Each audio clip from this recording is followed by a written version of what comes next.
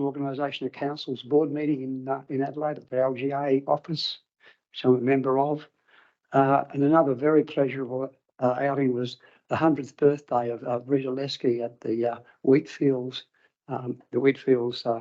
aged village in Freeling. This lady is really switched on for 100. She knew what she was about. I was presenting her with some lovely cards from the Premier, the Prime Minister, and including King Charles. And I showed her this and I read what was on it to Rita, and she said, "Who's that?" And I said, "That's the King." She said, "Well, where's the Queen?" But she knew exactly what she was talking about. She was testing me out. But what a wonderful lady, and a great effort to be sitting there as a 100-year-old. The Legatus Group too, we had a workshop. The Legatus Group is the 15 councils in the Mid-North region of South Australia, which I'm Vice President of.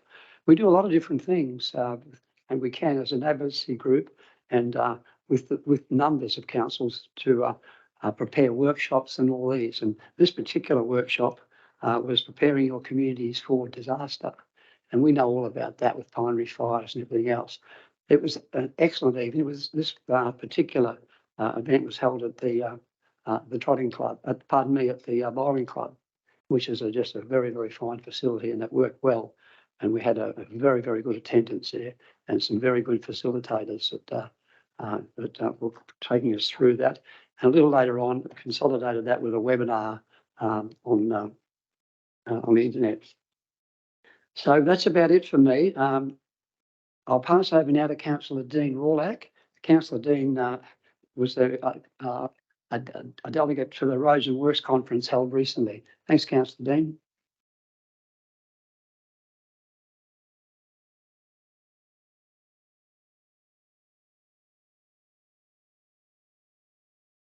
Thank you, Mayor Bill. I won't say anything more other than the link to the report, which hopefully has it all in. If you wish to ask me any questions about it, feel free to do so, but preferably after the meeting. Thanks, Councillor Dean. Are there any questions for Councillor Dean, or shall we wait till after the meeting?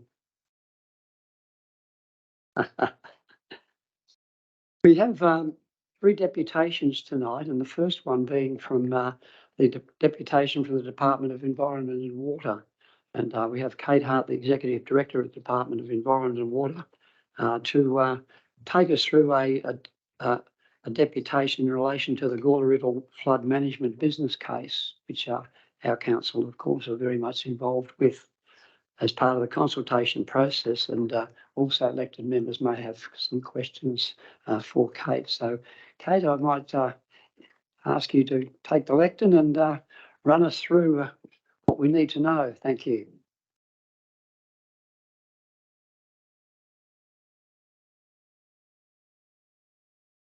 All right. Thank you for having me tonight. My name's Catherine Ward. I'm from the department. I'm here on behalf of Kate, who sends her apologies tonight. She had a family matter come up, so thank you for having me. I'm here tonight to present on the Gawler River flood management business case. Kate and I have been out to speak to the council before about flood management and what we're doing, and this is a bit of an update of where we're at. So I get my buttons right. So this presentation does run through the whole kind of story, and it starts with last year we worked with your council and the other 5 councils in the region, along with some other stakeholders, to really define what the problem around flood management was. The reason we did this was because we wanted to have a really strong foundation for where we go from there. And the problem kind of came down to 3 parts, and that is not only when the river swells up and breaks its banks and causes flooding, it causes damage to crops and residential properties and infrastructure services. And alongside that, there's a fragmented responsibility. So we don't really know who's responsible for what and who does what to prevent and to prepare for, but also to manage floods when they happen. And what we're seeing across the Northern Adelaide Plains in particular, and through almost all of the council areas, is a rapid pace of change. So a lot of developments happening. So we've got big residential developments, lots of growth in our horticulture and agricultural industry. On the slide there, you can see we've done an estimate of what we think the average annual damages are. That's modelling.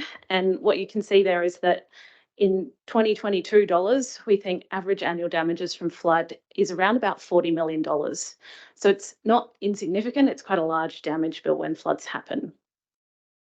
The 2016 flood, for example, had in excess of $50 million worth of agricultural damages attached to it. So floods are a big issue.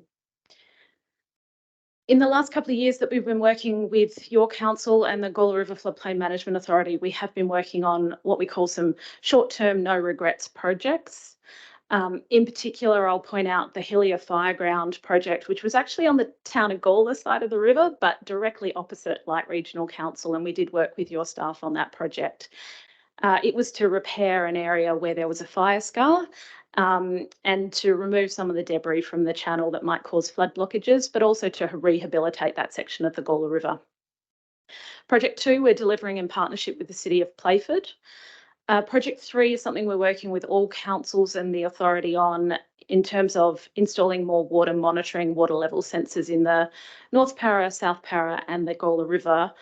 And the purpose there is that the more data we have about real-time water level, the better we can get at forecasting when floods might move through the system and for the SES to provide warnings to the community.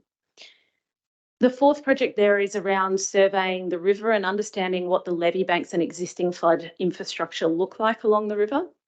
What we're finding is that along the length of the river, along the Northern Adelaide Plains, there's a variety of different levee banks. So earthen embankments that have been built to manage flood.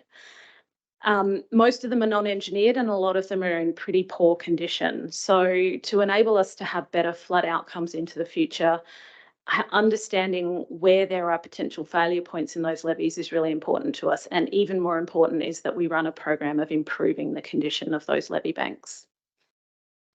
Each of these short-term projects has been something that, like I said, we can do no regrets, and it's all in the lead up to us basically culminating in this business case. The business case is a critical tool for helping us develop what our strategy is for flood management moving forward. And the idea is that it's a tool that we use through Infrastructure South Australia to attract future investment in flood management. So the state government looks to Infrastructure South Australia to provide advice on whether or not something's, I guess, a good public value spend of money. The business case process has included a lot of flood modelling. So we've looked at lots of different probabilities of floods and what that means in terms of the flooding across the floodplain. One of the questions I get asked a lot is whether or not we've accounted for climate change in our predictions, and we have. We've actually used a high emissions scenario going out to 2090. And what we've found by doing that is that we can see a rise in the river levels up to 50 centimetres, and water across the floodplain, once it's out onto the floodplain, can increase by up to 20 centimetres. Most predominantly, you can see on the image there, which is a reasonably frequent flood event. More predominantly, you see the increased levels down in the Adelaide Plains area.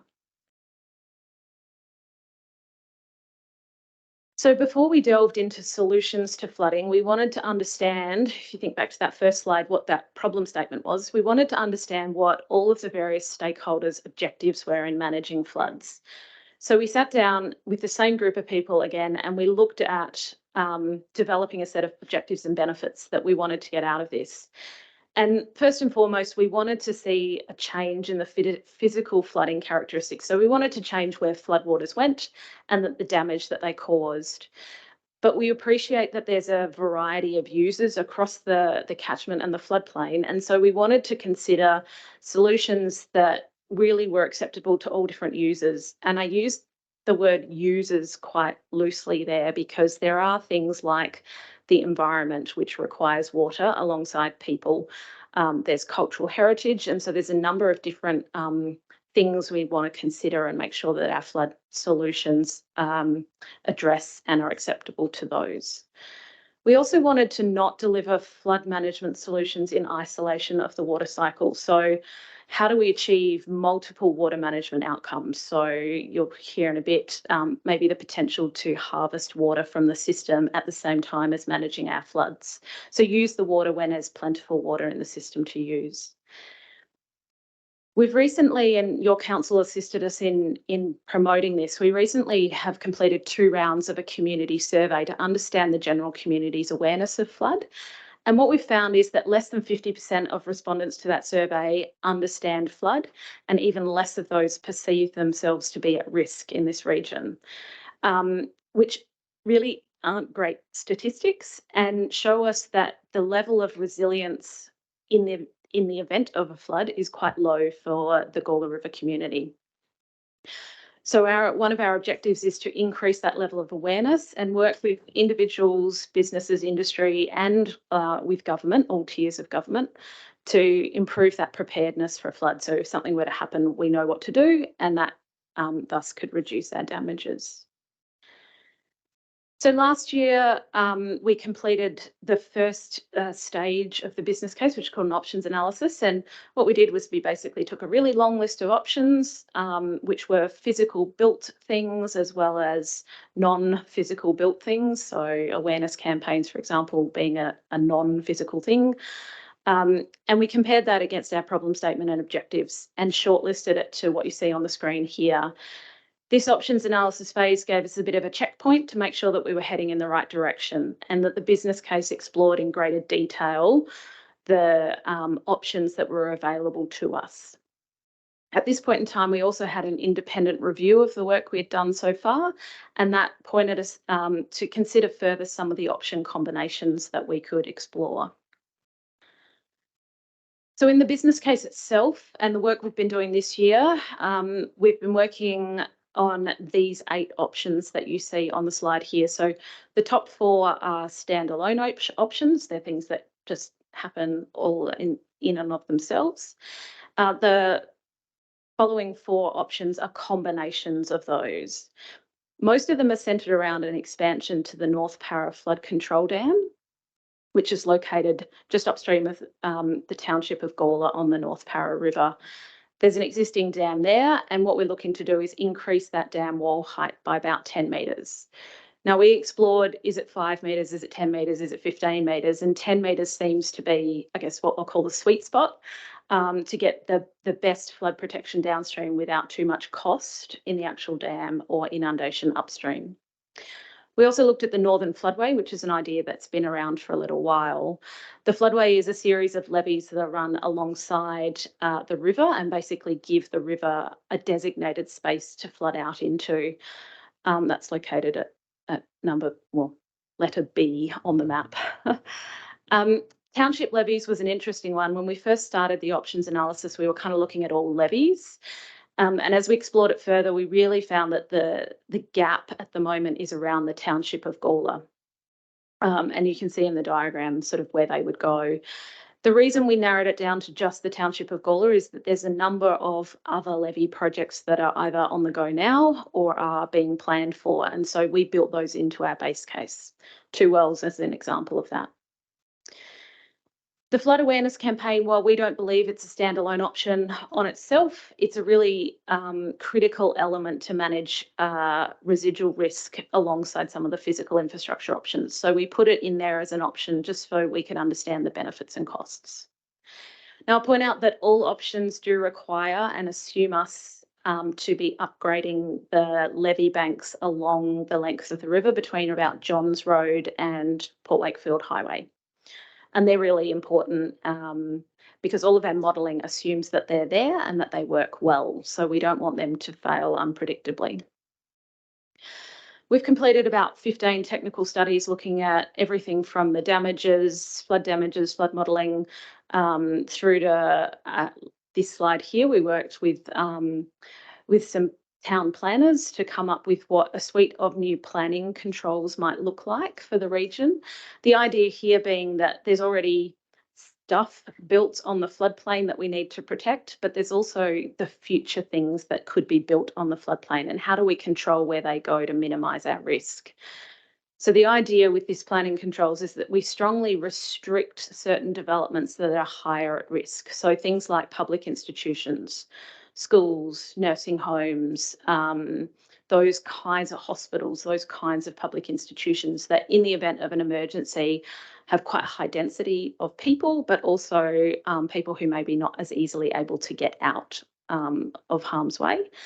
Also strongly restricting high density urban development, so multi-storey buildings, townhouses, those sorts of things. Our modelling is based on a 0.5% annual exceedance probability of flood, so that's roughly equates to a 1 in 200. So it does push the boundaries beyond what current planning controls do. That's just a quick snapshot of where those planning controls in our modelling applied. So all of the technical studies that we've done have really come down to presenting this one table. The Infrastructure South Australia process, and I think you might appreciate, like many of these business case processes, do come down to Treasury putting money towards projects in the future, and they need to see the costs associated with things. So it really boils down to a net present value and a benefit cost ratio for the projects, which is what those things down the left-hand side stand for. You can see that there are 8 options across the top there, plus 1 extra, and the option 1A is the dam expansion project plus the ability to harvest water. So we looked at that, how do we combine our flood management initiatives to have multiple objectives and outcomes? That wouldn't change the way the flood control dam behaves. It would still continue to behave as a flood control dam, slowly releasing water from behind it. But while there's water behind it, we can pump water off stream out of the river and into an offline storage.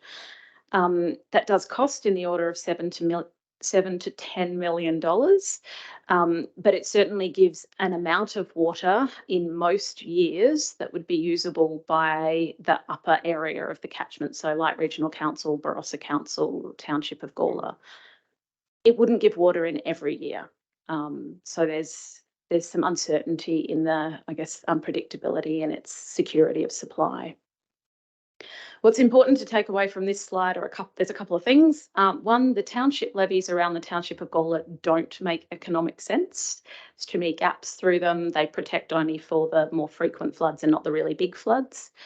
So they actually have a negative best benefit cost ratio.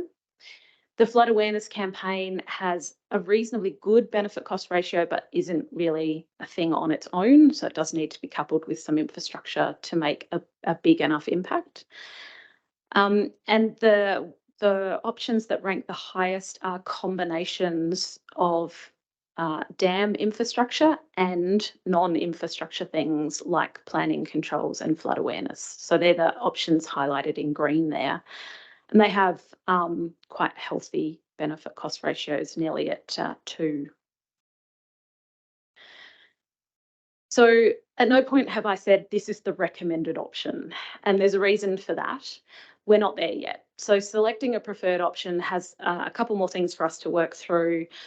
One, all options that we've presented so far do leave a residual risk. So we have to think about that some areas of the floodplain will continue to flood, and how do we manage that?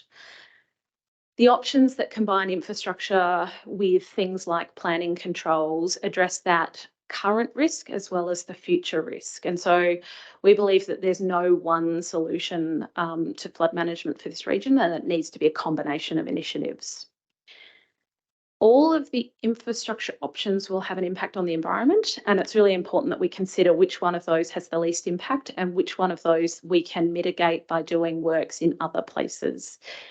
The dam raise has less environmental impact, but it's not nothing. So we do need to work through that, particularly an environmental impact at the coastal end, where there are some areas that would previously been inundated during a flood that would now be dry. And we need to just work through a little bit more to understand whether that would mean significant die-off of communities or a decline.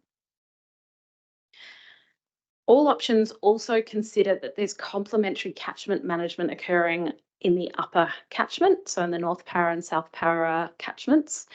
So working like with yourselves and the Northern and York Landscape Board to do ongoing catchment management and river management as well as stormwater management. So the GRFMA are working on the stormwater management plan at the moment, and that's another really critical complementary activity that needs to continue to happen. This slide is really busy and I apologise for that, but its intent is really to show you that we've kind of got a do nothing case where we would have quite significant costs that would be incurred if a flood were to happen. I showed you before the benefit cost ratio and that economic analysis that's been done, and that's, I guess, the data highlighted in that bluey green colour. Our business case has also done a number of investigations that look at what are the additional benefits that are harder to monetise and harder to draw a direct line of sight between flood management initiatives and outcomes, but might still be related. So things like property value increase. If an area once was prone to flood but is now protected from flood, does that make the land value increase? Does it go up? Our economists think it does, and they've estimated roughly $300 million in land value uplift over the next 30 years could be potential in the region, which is pretty large. The other thing that they've looked at is we know from experiences elsewhere in our country, particularly along the eastern states, that a flood-aware community is more resilient in the face of a real flood emergency, and that there is a reduction in other social costs after the event because of that. So things like mental health, family violence, alcohol abuse. There are a number of avoided social costs that can come from having a flood-aware community. And our economists think that that's in the order of around about $100 million over 30 years. Often get asked, how much is it going to cost to build a dam and do all these things? Well, I'm not going to lie to you, it's not a cheap exercise. In today's dollars, and I will just preface this with, in all of our economic assessment in those earlier slides, we're assuming a dam wouldn't get built for about 10 years. So there would be some escalation on these costs out to that point in time.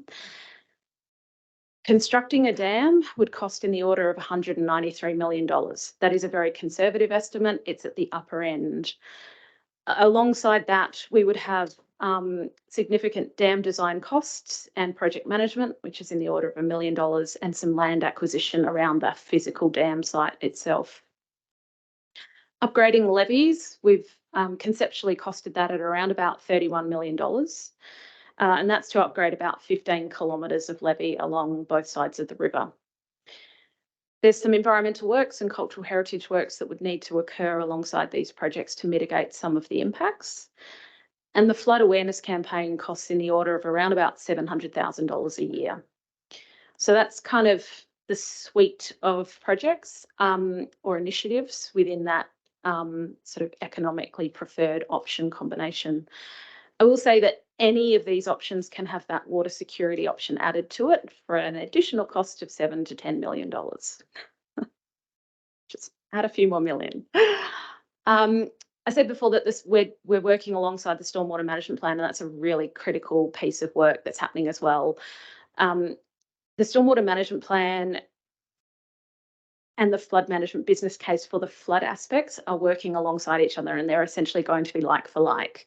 The stormwater management plan goes further though. So stormwater management plan will look at the full integrated stormwater management. So that includes things such as stormwater quality, amenity, recycling, reuse, those sorts of things. And the GRFMA are working through that additional detail at the moment to complete that plan. What's next in terms of the business case is completing some of that functional level of detailed design and completing our cost estimates so that we can have absolutely the strongest confidence in the costs we're putting in this business case. The last thing we would want to do is propose an option that in 5 or 10 years' time has a massive cost blowout. Because these numbers are quite large, we want to have a level of assurance that they're pretty accurate. We're currently presenting to all the councils within the region, landscape boards, and we have presented to the Kaurna Nation representatives. We are looking to develop a program of consulting with non-government stakeholders as well. So there are a few key stakeholders such as the horticultural industry and some of their representative groups, key developers like Walker Corporation that we want to talk to, and just get some ideas and feedback on the options that we've shortlisted. We do need to work with each of and all of the councils in the area to develop an agreed funding model for what the business case will propose. Now, that's the tricky bit that often gets asked, is who's going to fund all of this? And flood management is a shared responsibility between all tiers of government, as well as private industry and community. So we have to sit down and work through that in a bit more detail before the business case is complete, as well as what's our delivery schedule and strategy. So when might we deliver some of these aspects? The next big milestone for us is that the business case will be independently reviewed in December this year. And that's another milestone that Infrastructure South Australia is scheduling in for us. There's a couple of risks to keep an eye on, and I've mentioned some of these as we've gone through the presentation. Stakeholder support for the options is really important. There's really no point building a very large dam if people don't want it. So we need to talk to people about the options that they want and what works best for them in terms of outcomes. The funding model, there are some risks around the funding model, and that we don't have sufficient capability to fund some of the larger elements in the options that we've looked at today. So we need to talk about that and think about what's realistic and achievable. And then there are a few sort of technical risks that we're keeping an eye on. The one around planning, we want to work more with planning and land use services to see if we can get code amendments that are upcoming around the flood hazard overlay, to see if they can implement to the full extent some of the planning controls that we have modelled. We're currently looking at dam consequence category for the North Para Flood Control Dam, because the bigger you make it, the higher the risk could potentially go if that dam were to fail catastrophically. So we want to understand what that risk rating is. In terms of opportunities, the Australian Government's Disaster Ready Fund Round 2 is likely to be opening in January 2024. We've currently tapped into Round 1 and were successful in being awarded $3 million to undertake levee bank works along the Gawler River and the River Murray. So that's quite a good win for us, that we can keep the levee banks working through the next couple of years. But we would like to think about what we can put in for Round 2 and work with the councils on another application to, as I keep saying, just take one bite of the apple at a time. So just every year bite off another piece that we can deliver and get some funding for that. So hopefully I'm not too over time, and I'll take any questions.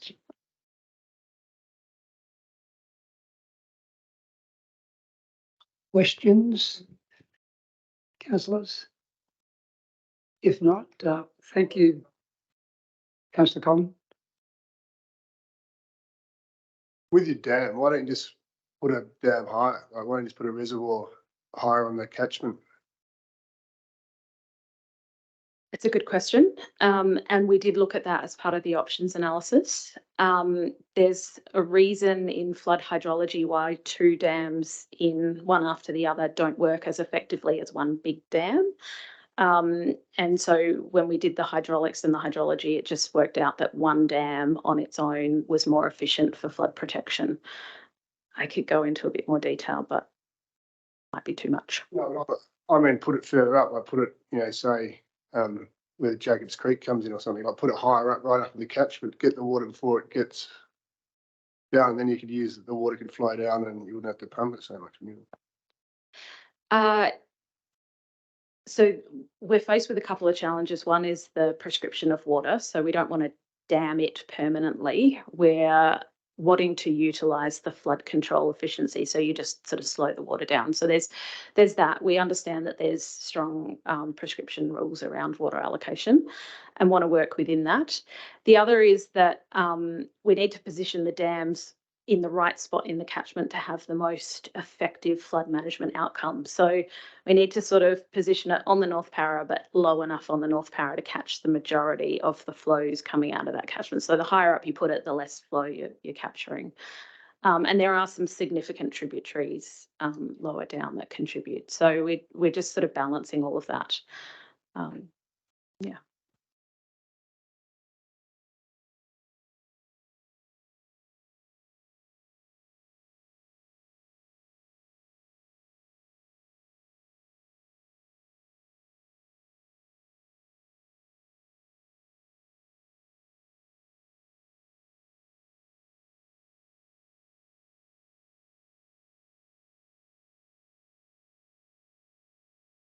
Thank you for having me.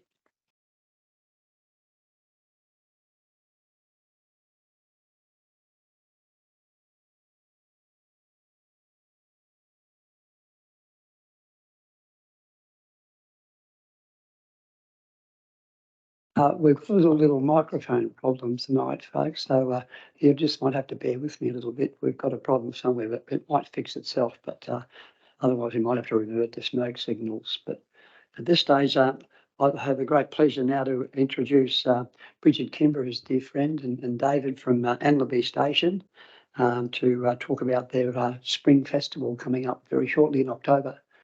Thank you, Bridget.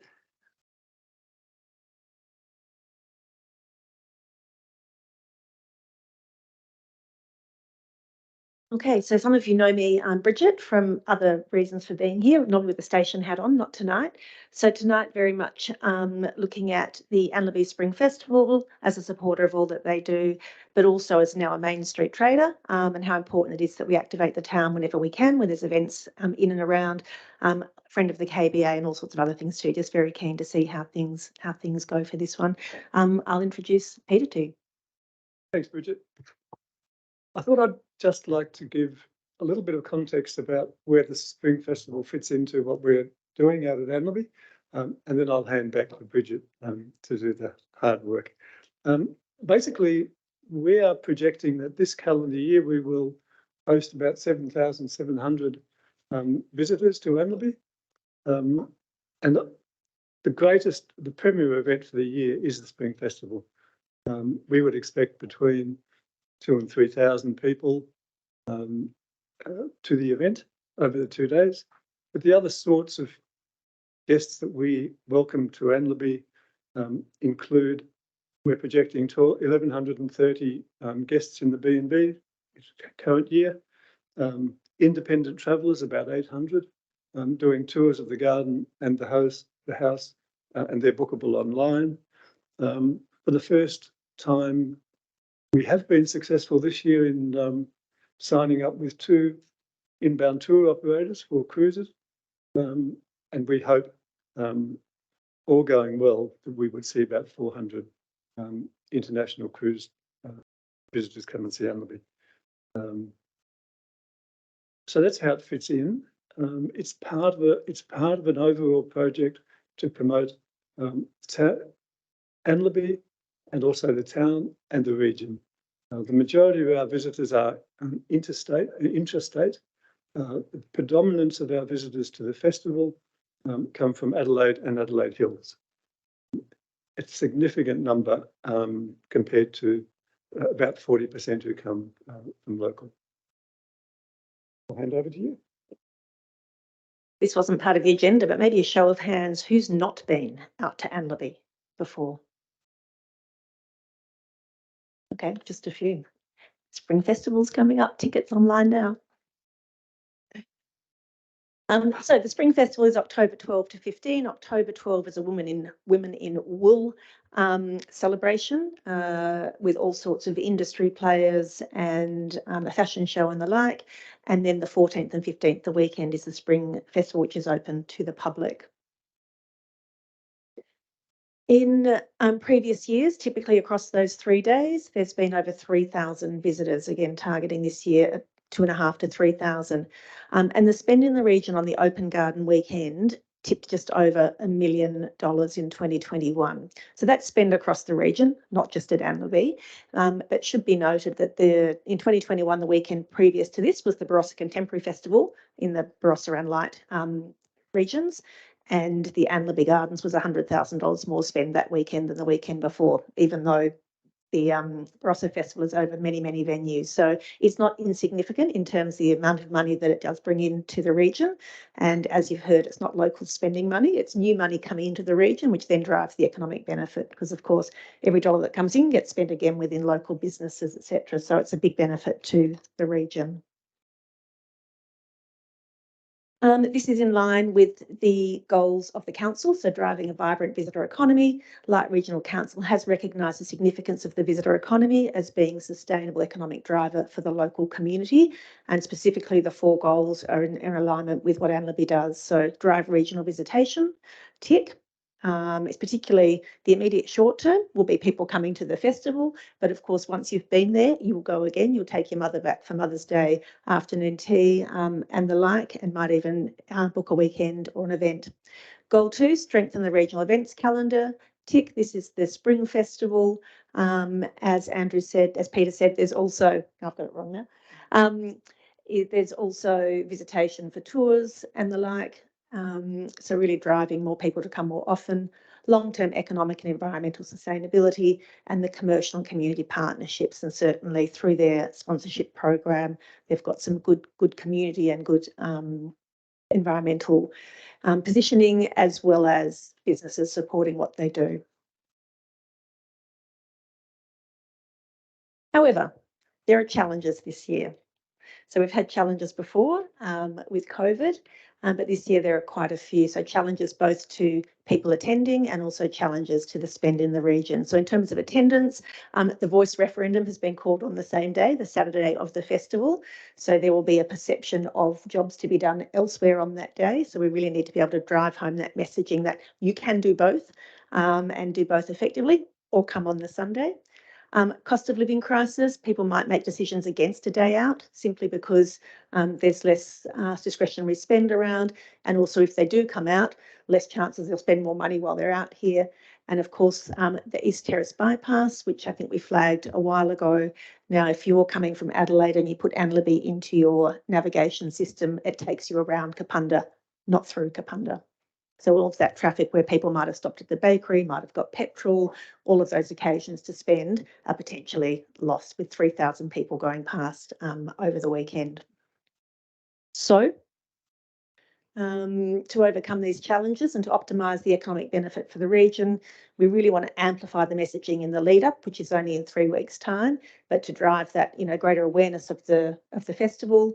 Definitely to drive more people to come, trying to target that 3,000, and definitely trying to have them spend in the region up to that facility of $1 million over the weekend.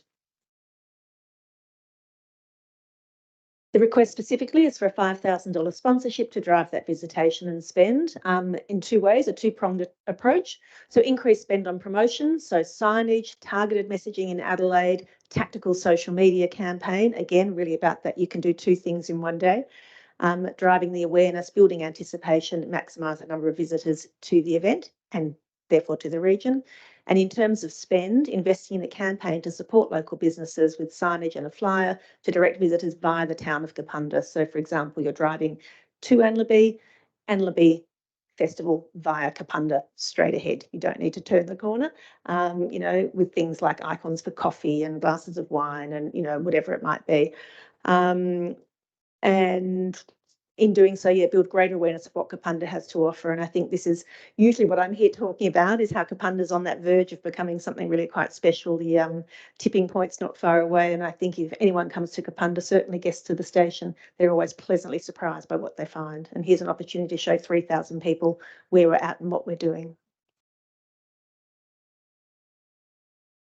So the request for sponsorship aligns with many of the aims of the Regional Council Grants Program. So I think there's quite a long list, but there's a chunk of them directly related to this. So stimulating the community development by supporting cultural community initiatives, tick, encouraging increased participation in community and cultural activities, absolutely, attracting visitors to the council area, 3,000 of them we hope, achieving council strategic aims as outlined in the plan. We showed you that alignment at the start, and also supporting custodians of the heritage places with the council area to undertake conservation works.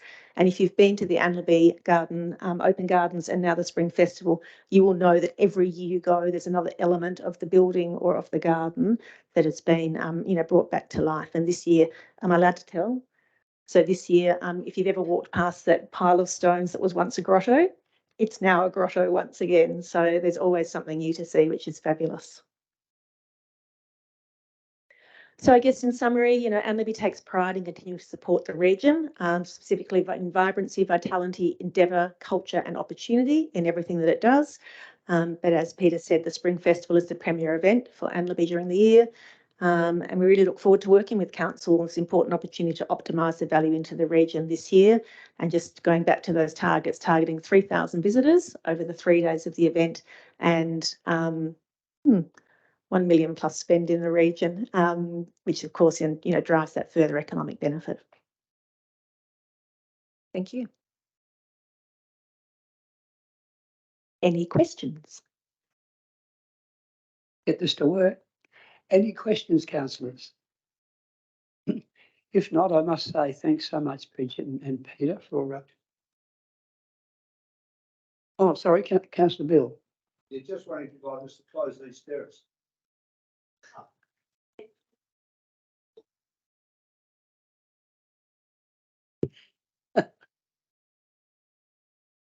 I think we're all pretty much aware that Anlaby is one of the most, high-profile tourist destinations in our region here.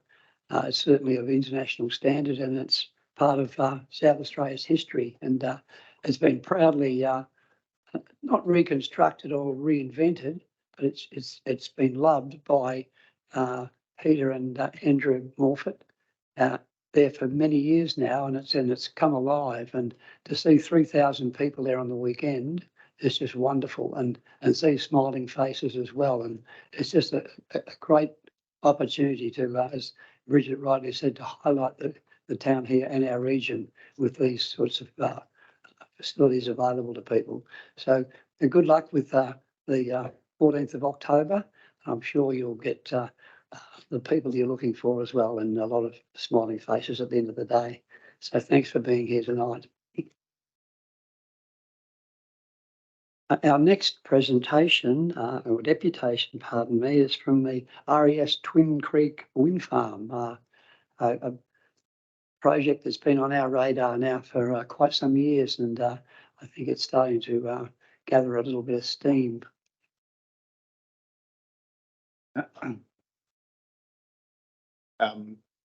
I need to leave. I've declared a potential conflict of interest.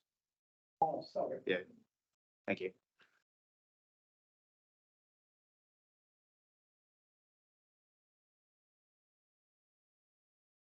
I'll introduce Roberta Magoba. Did I get it right? Thank you, Roberta. Is that on? Oh, it is. Thanks everyone for having us today. My name's Roberta. I'm the project manager for the Twin Creek Wind Farm project, and I'm here with Michael Head, who's our environmental lead. We're just here to give you a bit of an update on the Twin Creek Wind Farm project. As you mentioned, it's been on the radar for a while. So just to give you a little bit of where it's at, a flavour of where the development status is and what to expect going forward. Cute. All right, I'll start with a little bit of an overview so everyone's a bit oriented to what the project site boundary looks like. This is still the same. So we've got the project in 3 different council areas. And as you can see, we've got a portion of the wind farm boundary and the transmission line in the Lyett Regional Council. So to give a bit of a snapshot of where the current development status is, the project received planning consent in 2019. And since then, there's been a substantial evolution in wind turbine technology. And going back to the drawing board, we sort of decided that the best way to make this project, I guess, more beneficial for not only the company, but also the community, is to optimize the project, particularly in terms of increasing turbine capacity and number of turbines. So what that ended up looking like is something like this, which is essentially still in the same site boundary, but we've actually gone down in the number of turbines. So the current consent is for 51 turbines for up to 180 meters in tip height. And that has gone down to 42 turbines. And I think it's a 220 meter tip height at the moment. So in terms of turbine layout, I've got a little comparison here that sort of shows the key changes. We've got the yellow turbines is the original turbine layout that is approved, and the green is where we've optimized the turbines to be. So you can see that we've got a few more turbines in the southern area, but for the most part, a lot of them are pretty much in the same-ish area. We have a little creative drawing here that has the turbines highlighted. So on this drawing, you can see that the yellow turbines are pretty much like for like in terms of the approved and the optimized layout. The red is what has been removed, and you can see that the green is the new or turbines in new locations. So because of the optimization and the movement of turbines to the south, the Light Regional Council has actually gained around 8 turbines in that section. And that is something that is being considered in our assessments. So just to go back, sorry. Technology, very fun. Oh, no, don't know how that happened. I'm so sorry. But yes, in terms of the general infrastructure like access tracks, substations, and any other ancillary infrastructure, that's pretty much remained the same. A lot of the movement has been seen in the turbine locations. You'd think that a millennial would know how to function a PowerPoint presentation. Okay, thank you. Oh, thank you. All righty. All right, this is perfect. But yes, I was just saying the access tracks and a lot of the ancillary infrastructure has stayed the same, and same thing with the grid route that has remained unchanged. So this little summary here gives a snapshot of the difference between the 2019 approved project and what we're looking to do in 2023. So we've gone up in megawatts. So instead of 185 megawatt capacity, we've gone up to 270, and that's largely coming from the capacity of each turbine. So our current approval is for 3.6 megawatt turbines, but because of the growth in wind turbine technology, we can actually get up to 7.2 megawatts per turbine, and doing that all without increasing the number of turbines, which is a pretty good result. Obviously, that comes with looking into potential visual impacts given the increase in blade tip height. Along with a range of other technical studies like noise, ecology, socioeconomic, things like that. So a bit of a snapshot of what this optimization could look like in terms of benefits for the community. We did a little comparison of what the approved project provided and what the optimized project does. And in both state, regional, and local, we see an increase in economic value add and in jobs, except for that odd 91 jobs that goes down on a state level, but that's about 3 or 4 different jobs. I'm sure there's a plus or minus economics modeling thing in there, but for the most part, we see a positive growth in jobs and economic value add. Similarly, for the number of homes that are powered by this project, we've seen an increase from 118,000 homes to 213. And this project also sits in a really good place to assist the state in achieving its carbon offset and net zero targets. I think we're looking at 7 million plus carbon offset over the life of the project, 7 million tons of CO2 over the life of the project. So in terms of what the development status looks like going forward, we're looking at submitting a Crown Sponsorship Development application in around mid or early to mid-November to the State Planning Commission. This application will include a detailed breakdown of the optimization and updated technical studies. We've already received certification from the Office of the Technical Regulator. And we've commenced engagement with the Light Regional Council and Goyder and Mid-Murray as well. And we intend for this engagement to keep going during the next few months and for the life of the project. In terms of the other approval requirements that we're looking to look into, everything will be reviewed and updated as required. So the EPBC requirements of the project at a federal level will be reviewed. As we know, there's known pygmy blue-tongued lizards on that site. So all of those surveys will be redone, reviewed and updated, and the EPBC process reviewed as well. Cultural heritage is a really important part of this project. So we've re-engaged with the Nudgery and we'll be looking into that cultural heritage management plan as well and reviewing that, updating any surveys that need to be done. In terms of the local council space, we will be looking at reviewing infrastructure deeds in terms of traffic and transport. So looking at the proposed transport routes and any potential impact in terms of that increased blade tip height and what that would look like in terms of getting that on site, and any sort of works that would need to be done on roads that will all be looked into and updated.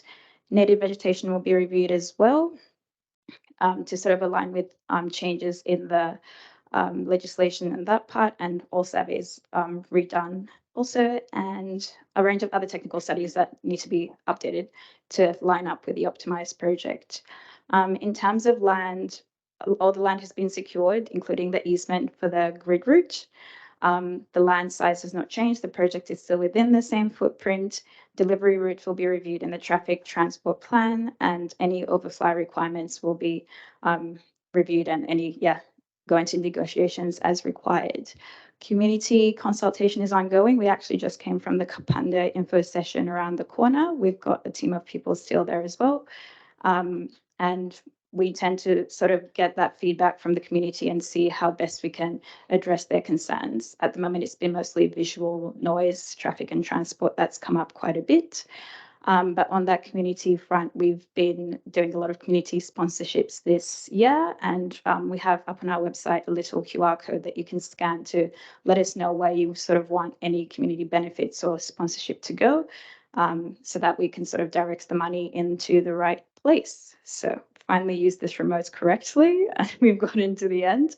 I've got a bit of contact information there for myself and Toby Coates, who's the lead development project manager for this project, who some of you might be more familiar with.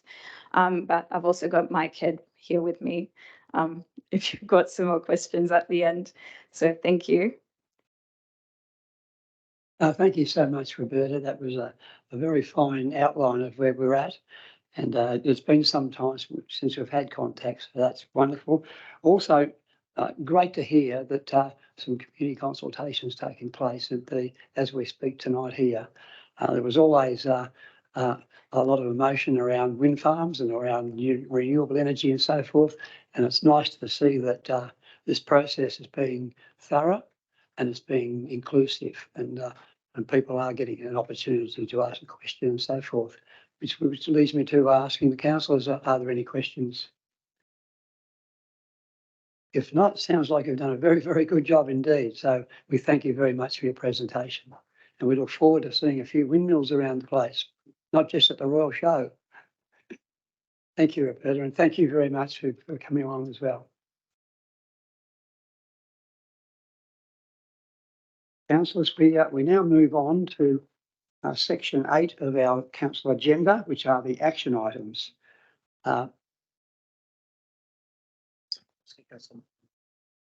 Excuse me.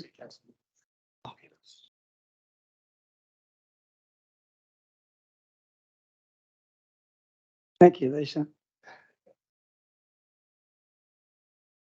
For our gallery, what we tend to do with our action items, we look at the page number and ask council members if there are any questions or anything they'd like to expand on in those action items on that page. So we'll start with page 9. Are there any matters on there, councillors, that you'd like to discuss? Page 10. Councillor Peter.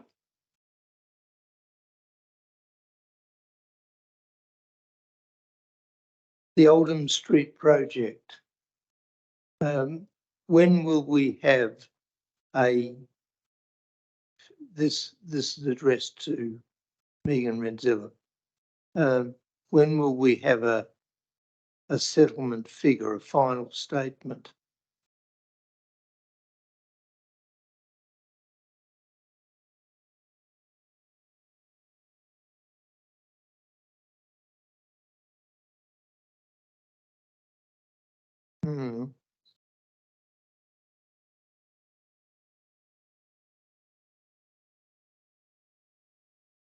Your microphone off just for a second, Peter. Thank you, through the chair. The last 2 allotments have not sold as yet. Settlement is due later this month. Once settlement has taken place, we'll then receive the statements and we'll be able to provide that report to council. Thank you, Megan. That satisfied your question, Councillor Peter? Thank you. Councillor Collin? I've just got another question about Oldham Street, and I spoke to you last week. You know, the 2 allotments that haven't been sold. There was grass. Has that been dealt with? Through the chair, yes, that message was passed on for staff to arrange for a contractor to get to that one. If it hasn't been done, I thought it would have been done early this week. Yeah. Councillor, we'll move on. Page 11. Page 12.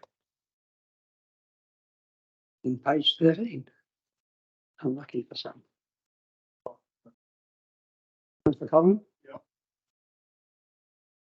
Question about, on page 12, about the car parking, has there been anything about that happening? Craig? Thanks, Mayor Bill. Thanks, Councillor Ross. No, I actually need to follow up with the state government again about the progress of that work they were doing in the background. And I was thinking October is about the right time, given they talked about a couple of months when last interacted with them. So yeah, I've made a note to follow that up, and I'll hopefully be able to bring a report back in October. Thanks very much, Craig. Councillor Collins? And how are we going with that development that's with that car park situation, or that's not part of this?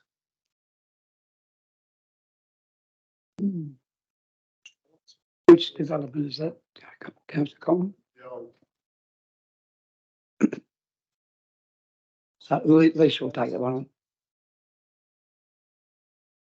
on. Through the chair, Councillor Collin, we've since spoken with the actual landowner.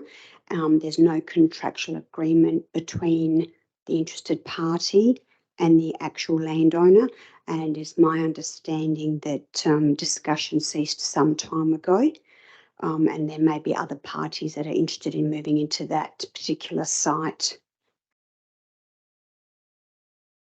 Thank you very much, Lisa. Councillors, we move on now to section 9 of our agenda, which are recommendations from our committees. The first one is the Audit and Risk Committee meeting. And the first recommendation at the top of the page is that the agenda reports and minutes of the meeting of the Light Regional Council Audit Committee, Risk and Management Committee, held Tuesday the 12th of September, be received. Would someone like to move that? Well, thanks, Councillor Lynn. Councillor Fabio, all those in favour? Those against? That's carried. Councillors, are there any matters that you would like to have withdrawn from that particular agenda? If not, there's a second recommendation there, that the reports and recommendations of the meeting of the Light Regional Council Audit and Risk Committee meeting held Tuesday, 12th of September 2023, numbered 1 to 4, as listed below, be adopted. Would someone like to move that way? Councillor Collins, do you have a question? Yeah, I do have a question, but I'm not sure what section I need to take out. I can't remember, but out of the agenda. But I just wanted to, I just see we're carrying over $3 million from last year. I'd just like a bit of an explanation on how that is counted. That was all.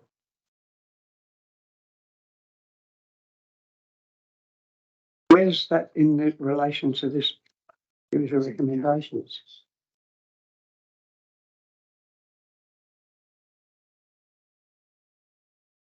Okay. Yeah, Nigel will ask that question. Thanks, Nigel.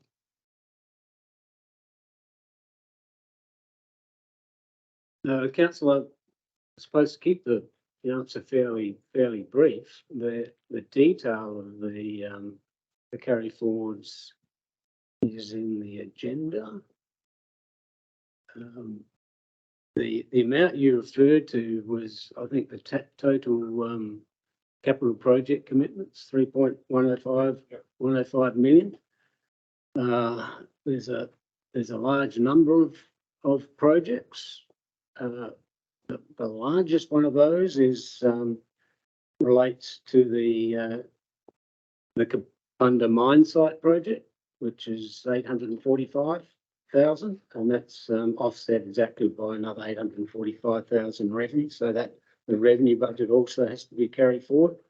A couple of other larger items in that list is Grey Street, was another 225,000 to be spent because that project's ongoing. Sterling Street, been carried forward. That was 295,000. Roseworthy Road, 184,000 thereabouts. Hewitt Centre rainwater diversion, that's 121,000, and the stormwater project at Hill Street is still to be completed, another 135,000 nearly. So they're the major items being carried forward.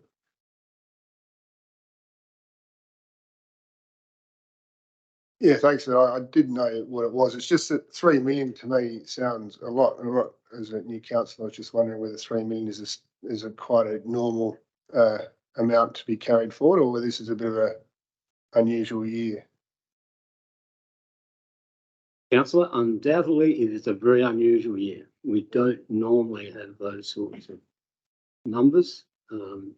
Others might like to explain some of the delays in terms of the capital projects in particular. Thank you so much, Nigel. I think you answered the question very well, and thank you, Councillor Collins, for a very, very good question. Any further questions in relation to these three matters? If not, I'll put the second recommendation, that the reports and recommendations of the meeting of the Light Regional Council Audit and Risk Committee meeting held Tuesday the 12th of September 2023, numbered 1 to 4, as listed below, be adopted. Someone like to move that way? Thanks, Councillor Michael and Councillor Dean. Any further questions, councillors? If not, I'll put the recommendation. All those in favour? Those against? That's carried. Thank you, councillors. We move on now to section 10, which is the infrastructure and sustainability reports.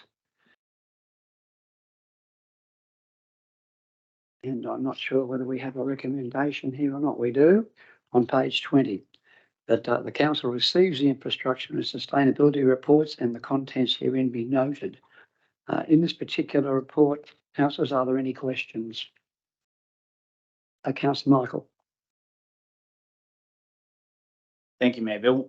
Just one question in relation to Roseworthy Road. There's a comment here that says that the project's been deferred because of the risk of premature road failure if it was completed prior to the harvest, and so it's been postponed until January due to the construction methodology. I just wonder, that being the case, I mean, there'll be a harvest next year, but I don't quite understand how the harvest is a reason to defer the project. Maybe if Megan wanted to explain. Yeah, thanks, Councillor Michael. Thank you, Megan, if you can take that.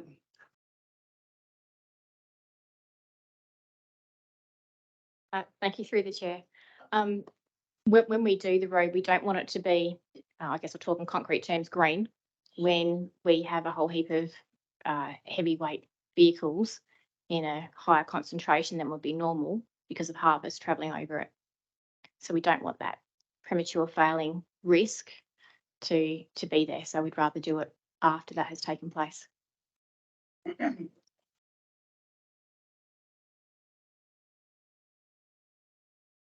Time from a traffic perspective, once the subbase is compacted and it's sealed, it's built, should be ready to use. So I don't follow the logic.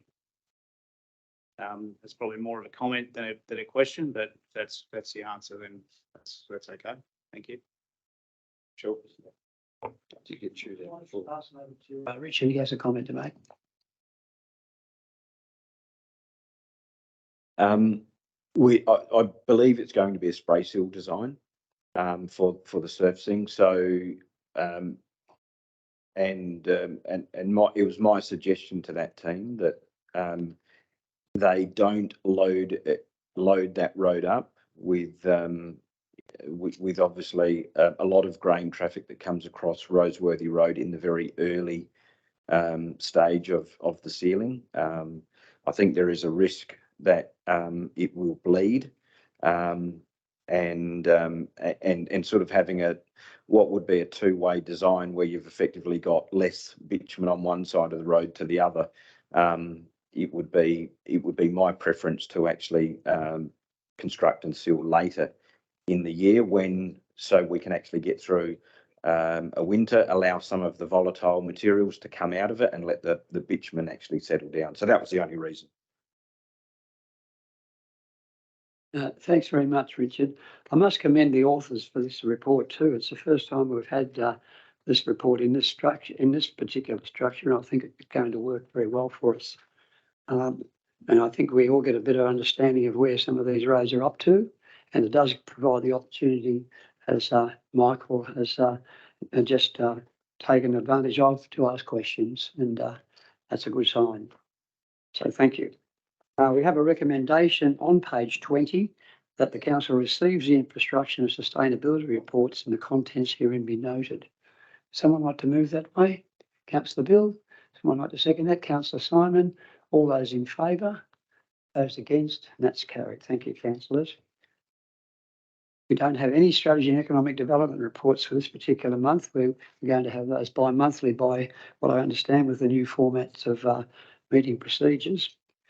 So next on our agenda is reports for information, and these are reports just for information.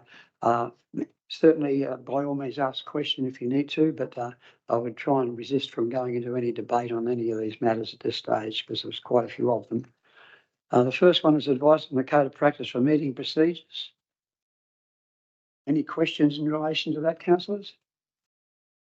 Was as an outcome of motions that were moved at the last particular meeting. Councillor Collin? Yeah, I don't really agree with it. Well, I do agree with the legal opinion. I've discussed this with Carrie, but I think we might want to take it further and maybe go to the local government association or someone, because I think it's not reasonable for us to read a whole agenda from a Wednesday to a Tuesday. And I think a 7-day clearance day is more practical. And I think other councils are doing it, even though it's maybe not legal because the 10 days you need. But no, well, it's not illegal. But I think we're going to have to take it. I don't know how you do it, but I think we for a better governance perspective, I think we might want to look at getting some advice from the local government association or someone else. Yeah, thanks, Councillor Collin. Any further questions? If not, we'll move on to the next matter, 12.2, is Your Say Your Future Community Ward projects. Probably one of the best recommendations and that I've seen from this council in my time. I think it was a wonderful program, and now we're at the delivery end of all of that. This was, as you might recall, 2% of our rate revenue went out to our communities, and we asked the question, what do you want for a change, rather than what we decided for you. So I think it's a great program, and now we're looking forward to distributing those funds and getting these fantastic projects moving along. Are there any questions, councillors, in relation to this? Not, we'll move on to the next matter, 12.3, the William Lakes Development response to some questions at the previous meeting. And I must commend Kyron Chappell for an excellent body of work here. It is really forensic in its detail, and I think it certainly puts our mind at rest at what's going to be happening down at Williams Lake in relation to the lakes that they're going to be developing, and council will probably end up being responsible for, are in good hands and are being carefully watched. So any questions, councillors, in relation to this matter? If not, we'll move on to the next matter, Economic Development Plan and reports on actions. Again, a report from Kyron. Do you have anything to add to that report, Kyron? I think any questions, councillors? Not, thank you, Kyron, for the report, and it's full of important information and really good detail about Bunyip, etc. We move on to 12.5, responsibilities and duties of pursuant to the Dog and Cat Management Act. And Craig, I commend you also for this report. We all know that we've had an issue recently, a very sad issue that cost us a lot of time and a lot of angst. And I do commend Candice and Brandon for their management of, and Craig, of course, overseeing all of that, of the matter that we had. And, you know, I commend you very much for that. And and can only thank you. And this report will perhaps help people understand what's involved in dog and cat management. It's not a simple matter of just picking up a dog and taking it home or taking it somewhere and that's it. So well done. Are there any questions in relation to this, Councillor Moore? Thanks, thanks, Mayor Bill, and I agree with your comments. Thank you, Craig, for a considered report, and also the other report that we'll consider at item 13.4. Just a comment, the dog and cat management plan on the website is the 2017 version that expires this year. Did we not approve a new one in this term, or we've got to do that still this year? Thank you for that. Mayor Bill, thanks for the question, Councillor Michael. No, we are due to prepare another one, but the reason we've held off is because of the, it's probably more reflective of the second report, but the amendments to the Act that are forthcoming. So our compliance coordinator, Brandon's been in contact with the board over time to inquire about how we do that in a concurrent way, and effectively, if I understand correctly, Brandon, that basically indicated that we can await those changes to the legislation, I think, wasn't it?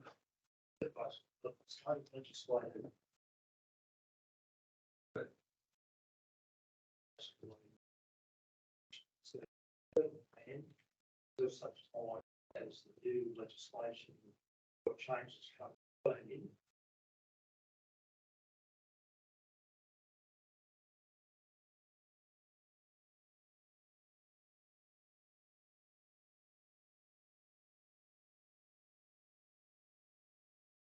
Thanks so much, Brandon. Any further questions, councillors? If not, we'll move on to our next matter. And this is the general complaints and feedback, a question we had there about the number of complaints that council have had for the last 8 months or 9 months or so, and all the detail behind all of those. I think it was just to give new councillors a bit of an idea of just what the extent of these matters are to council staff. We don't just get 1 or 2 complaints, and not always complaints either. Sometimes they're requests for information, sometimes they're other matters. And you can see that our council staff are not lazy. There's been a lot of work done there, and to prepare this report too, I'm sure took quite some considerable time. But it's all there, and you can see that the complaints are being held and followed through in a timely manner. Are there any questions, councillors? Thanks, Mayor Bill. Thank you for the report. It is very comprehensive and it's very helpful. Thank you. One comment I would make is that it would be good, perhaps on a quarterly interval, not to get a report perhaps as detailed as this, but something that tracks response times, average response times and average issues raised or something over a period of time so we can identify trends. And I think that'd be good. It's something that would be good to report on as part of our annual report or whatever it is that we produce. Just a further comment, on a number of occasions, I've received feedback that the Light at Light email address, when people send things to it, they don't receive either an acknowledgement or a reply. And I just wonder whether, I think we've talked about this before, whether or not there's an issue around that. It's come up in the last week or so, and it's come up a number of other times when I've had people reach out to me on issues. No, thanks very much for that, because that's all we need to know. If people aren't getting a response, we need to know why. And it generally is probably some simple matter in terms of the technology or something's not working somewhere. So thanks for bringing that to our attention. The next one is from Jason, our Engineering Services Coordinator. It's the Main Street Kapunda safety audit. We've had a lot of issues with our Main Street here in Kapunda, as you're well aware, and I think the report itself speaks to almost every matter that has been raised, and I commend the report as well. Are there any questions, councillors? If not, we'll move on to the next reports for information, which is Grey Street, the Grey Street upgrade project in Freeling. And I think, again, that's a good report and pretty good outcomes too from what's happening there. I think we're all getting a bit impatient with sometimes these things take a bit longer than we would like, but there are quite often other agencies involved in what we're doing. In this case, SA Water got in the road and slowed things up somewhat. But I think just reading the report here, it seems pretty much on schedule now, and it should be open for business by certainly the next couple of weeks. Any questions, councillors? If not, we'll move on. It's 12.9. There's the Legatus Group unconfirmed AGM and ordinary meeting minutes of the 25th of August 23.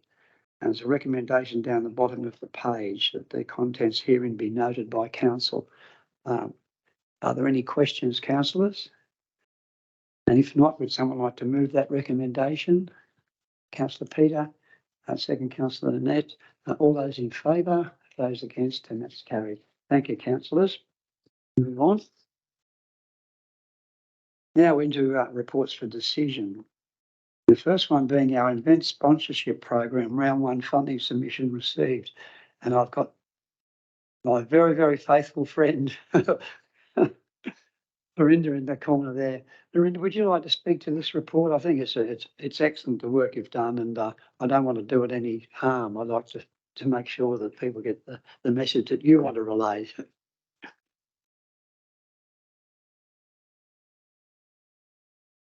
Okay, thanks through the chair. As always, it's a challenge to assess some of these applications that we do receive, because mainly we have that amazing bucket with the funding in there, and sometimes it's very hard to assess things in terms of our policy and guidelines. But I would always remind the elected body that they're able to deviate from that. I'm not. So I'm quite happy, for you to ask questions. If you have any questions about the different applications received in round 1.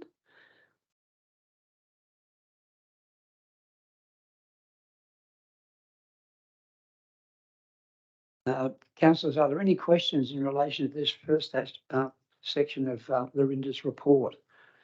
I think it's been fairly well documented, the applications that have come in, and the recommendations are there for specific funding to those applications. And I might add too, for our audience tonight too, this council is very, very generous in its funding for community events, and very encouraging for people to apply for funding through these programs. And Lorinda's been a driving force behind that over a number of years now. And it's certainly, we've lifted our game to what it was 4 or 5 years ago, to a level now where almost every reasonable professional standard application that comes in gets very well considered and often funded.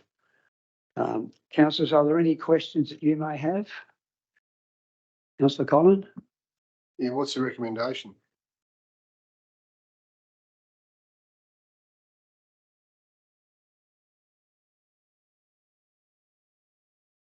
Well, it says what applied for, but then it's vacant down the bottom. So are we just going to go with what's been applied for, or are we going to go through each one?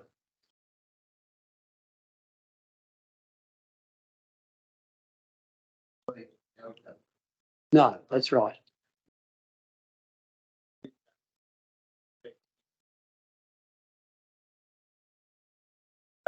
There's a deficit in available funding. Would that be correct?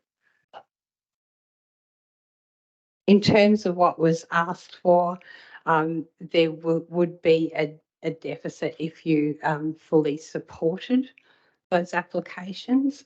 So, for example, the first applicant there, Kapunda Light Agricultural Society, they've applied for $5,000, which is the maximum that can be applied for a regional event. And for the 2022 allocation, they were given $3,500. For applicant 2, Cabana Harness Racing Club, they've applied for $5,000, which is the maximum for a regional event again, and for the 2022 event, they received $3,000. For the Farm Centre, for their 2022 inaugural Expo event, they received $5,000. However, I will point out that that round that they were granted that was very undersubscribed because we were coming out of the COVID-19 event restrictions. With applicant for the Adelaide Soaring Club, their event is the 2nd to 3rd of November 2024. So there is the possibility to be able to reconsider that in round 1, 24-25, which would be in time for their event. And then we have Greenock Village Community Association. So this is for an event to align with the men's tour down under base on the 16th of January. They receive their Christmas event sponsorship. So often in the past, groups have been restricted to only be able to apply for one event sponsorship application within a financial year. However, they've received their Christmas event funding through the Warden Community Projects budget. So this allows them to be considered under the event sponsorship program. And then we have 2 other applicants, Roseworthy Primary School for their 160th year fete, and the Greenock Sculpture Trail opening celebration, which is a local based event as part of a wider regional event program.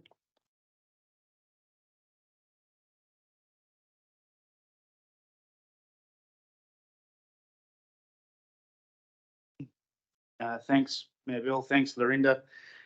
So I'll just note, and we haven't got to the item yet, the reporter called for in respect to rates revenue variation indicates that there might be a little bit of upside there, but we still need to hear the report.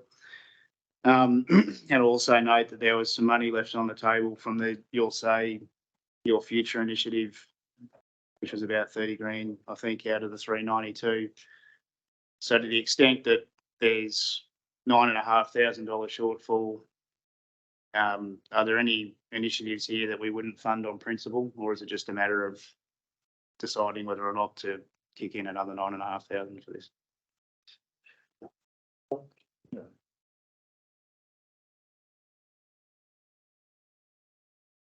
Yeah, thanks, Councillor Michael. I agree with you. I think that the $9,500 we could find on that same basis that you've just mentioned. But also, Lorinda, your recommendations here haven't got a number beside them. They've got a number of what people have applied for. I would take it from that, then you're agreeing with what they've applied for should be made available. I don't see a problem with it, but I'm taking it as that because Councillor Collins' question was quite relevant. What's the recommendation? And I don't know because it's not there, except that what they've applied for is. Can you elaborate a tiny bit more so that we can make a decision? So in terms of there being no recommendation, I'll be honest, I felt that in the March round that what was recommended was challenged, and I felt that perhaps I shouldn't be making that call because I'm bound by the policy and guidelines, and that can be restrictive. So I thought that you'd done so well with the Warden Community Project budget that I thought that you might be game to take that on.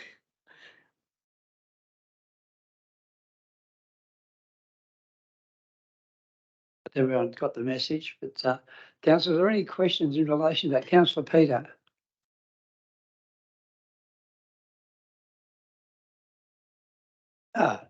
Yes, Mr. Mayor, I have a suggestion. In Lorinda's summary at the end of this item, there is there are a number of criteria that have to be met. And one of them is for acquittal by previous recipients of what they've got. Now, applicant number 7, Kay Nichols,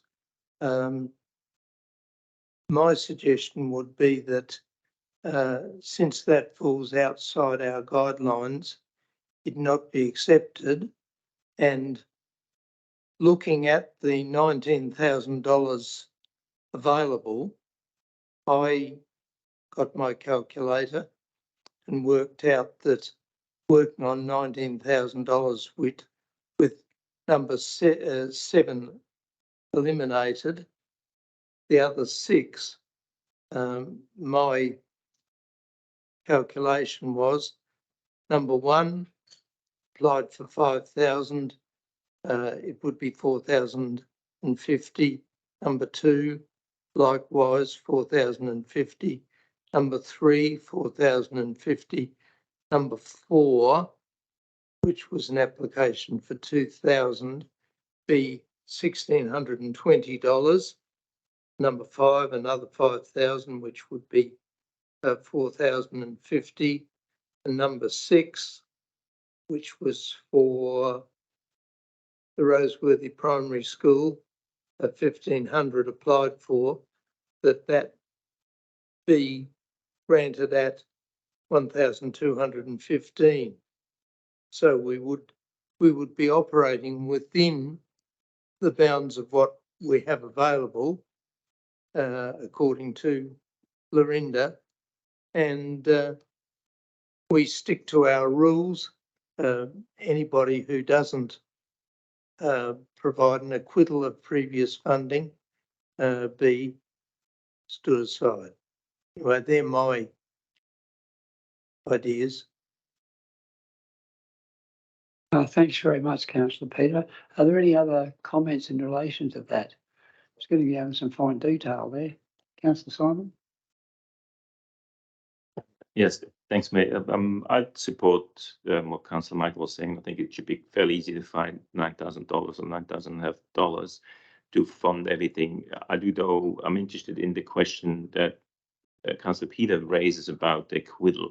If they're not having had an acquittal, that doesn't mean that they're not going to give us one before we fund them. Is that correct? That's correct.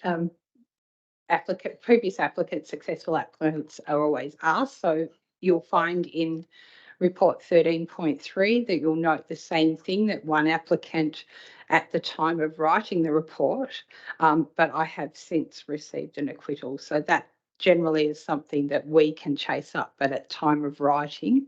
While I've got the chance, can I just also call you to 13.2 as a secondary, which attaches to 13.1 because it's also a sponsorship request. Thank you. Thank you very much. Is that the Anlaby? Fine, thank you. I note too on here that any of these grants are subject to the provision of all requested documentation. So if they haven't acquitted, they won't get the grant anyway at the time of the submission. So good question. I guess we're still at the same level. We've got Councillor Peter's view. Councillor. Thanks, Mr. Mayor. Yeah, I support Peter's support.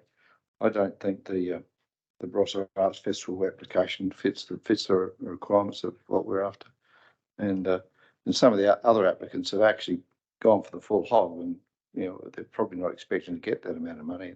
So I'm quite happy with Peter's suggestion of that funding situation. Anything further, councillors? Councillor Ellison? Thanks, Mayor Bill.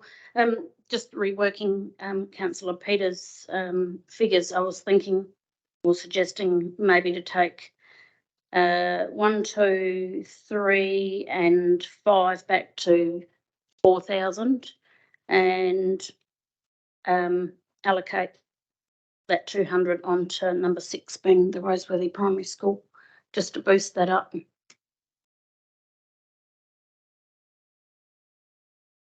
Councillor Peter was being very specific and very, very good to match the budget, and that's exactly what we were trying to do. I'm just wondering for the numbers wise, whether we might be able to just round it off a little bit, or try and find a few more dollars to put in the kitty to build it up a little bit more. Because I don't think we're broke. I think we've got some funds there that we could probably find when we're dealing with such a minimal amount of money in relation to, you know, what we're talking about here. The difference between what's being asked for and what we're prepared to provide is not a great deal. Councillor Simon. Yeah, I fully support what you just said there. So I think we're squabbling over a few $1,000s. I think the easiest thing would be to just give them what they ask for, and everybody's happy. I mean, it's not like we can't afford it. And however, there's one more point to that motion that we still need to talk about, which is the point 3, which talks about the next funding round, and we still need to fill in some number in there as well.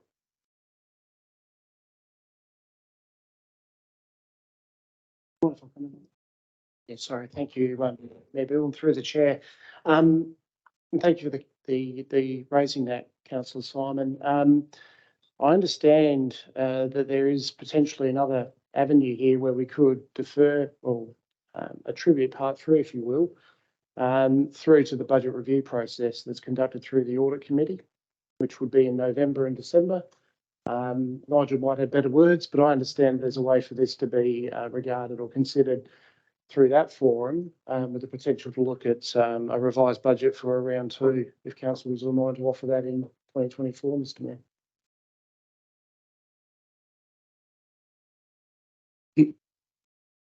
Oh dear, thank you very much, Craig.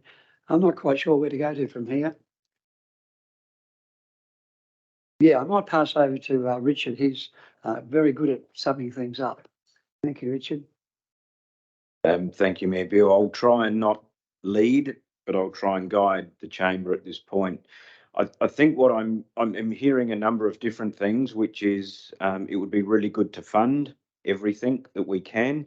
I'm hearing that there is other reports which is indicating that there is money or likely to be money available.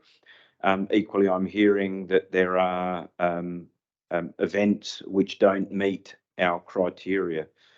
And equally, I'm hearing that there is an event that won't actually occur until next financial year. So it's actually unlikely that we'll either allocate the money or the money will actually even be spent in this financial year. On that basis, it seems I'm getting the feel that elected members would like to see the full amount funded for the majority of the projects,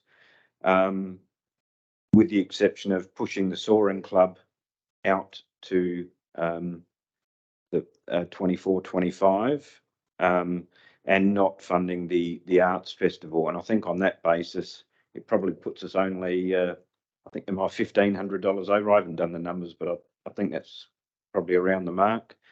But if that would be the case, I wonder if that is actually what the summary of that conversation then was. Thank you very much. That was excellent. That were the words I was trying to say, but it wouldn't come out. Councillor Dean. Thank you, Mayor Bill. It's a bit difficult with only one microphone at a time, isn't it?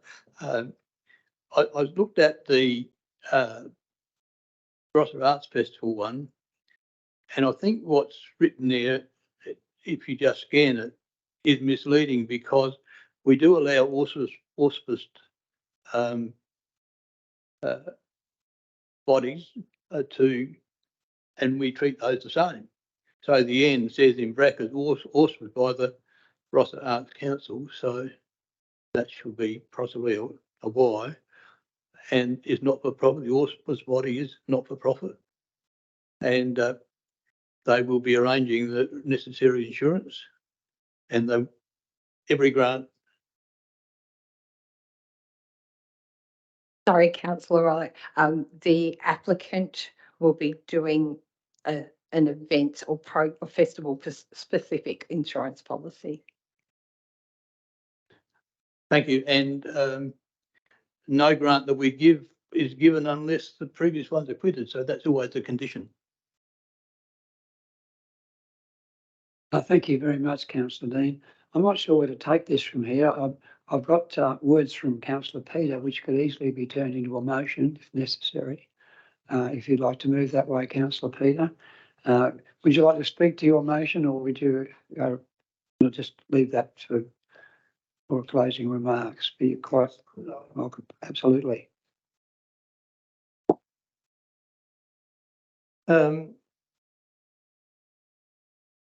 Lorinda, quite responsibly, I thought, said that we had $19,000 available. Now, that isn't said capriciously, should be taken seriously, and we rule out applicant number 7, the Barossa Arts Festival, sculpture one, and it turns out, working out at $19,000 available, that we would be funding each one at 0.81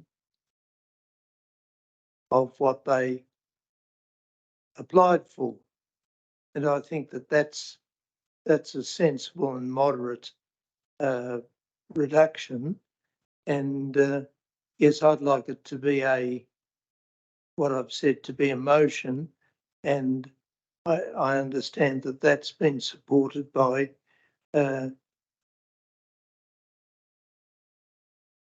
you still support it?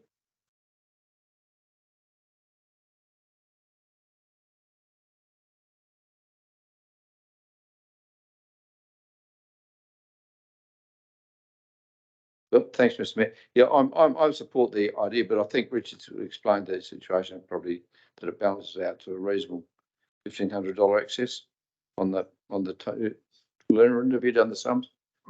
Particularly if the Soaring Club comes back to the following year. But my question was, are we looking at Anlaby in this package still as a separate item?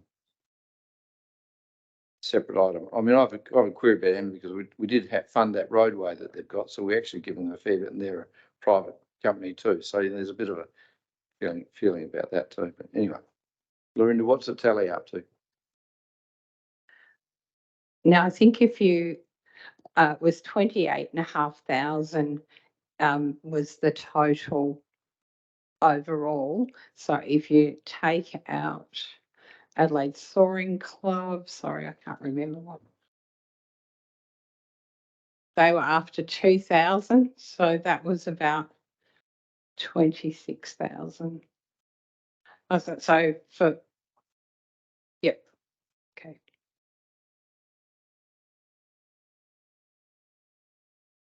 So I have a mover of a motion, and I have a seconder of the motion.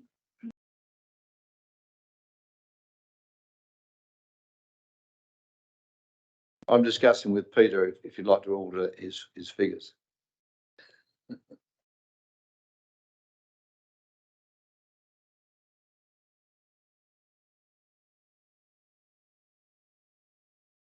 Well, the problem is that I haven't got my calculator with me, but it shouldn't be hard to work out if we try to stick to the reduced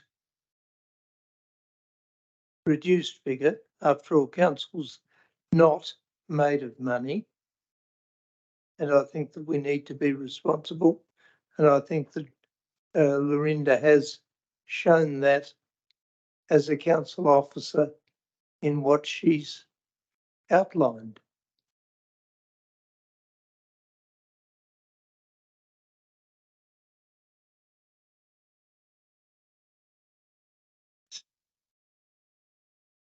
So I'm looking for someone who'd like to perhaps second that motion. If there's no one wants to second that motion,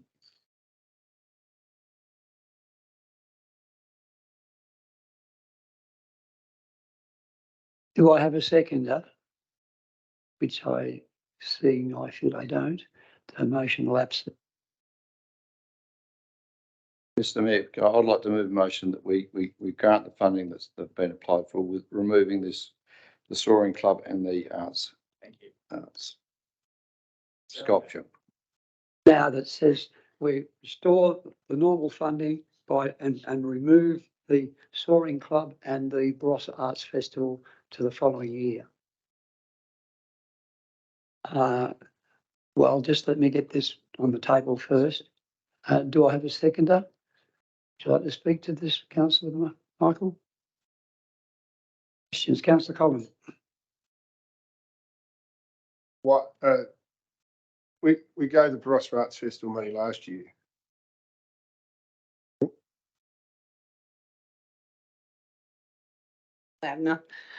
There was when Karen Nichols made a deputation to council in the September of 2021.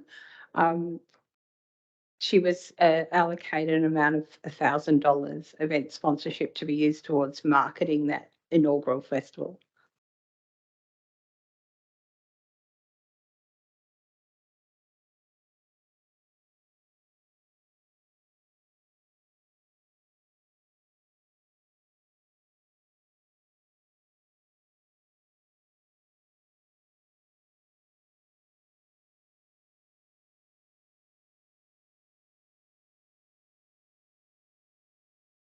No, you can't. We're back into formal meeting procedures, councillors.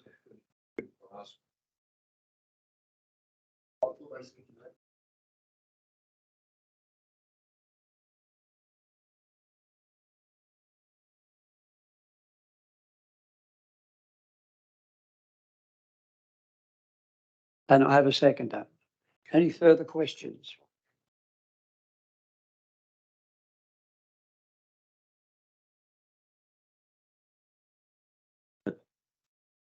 Yeah, just to confirm with our minute taker, we have a motion moved by councillor Close, seconded by councillor Michael, and it is to fund 5 of the 7 projects to the full amount, with excluding the what was the 7th project and the 3rd project, 4th applicant for the Soaring Club.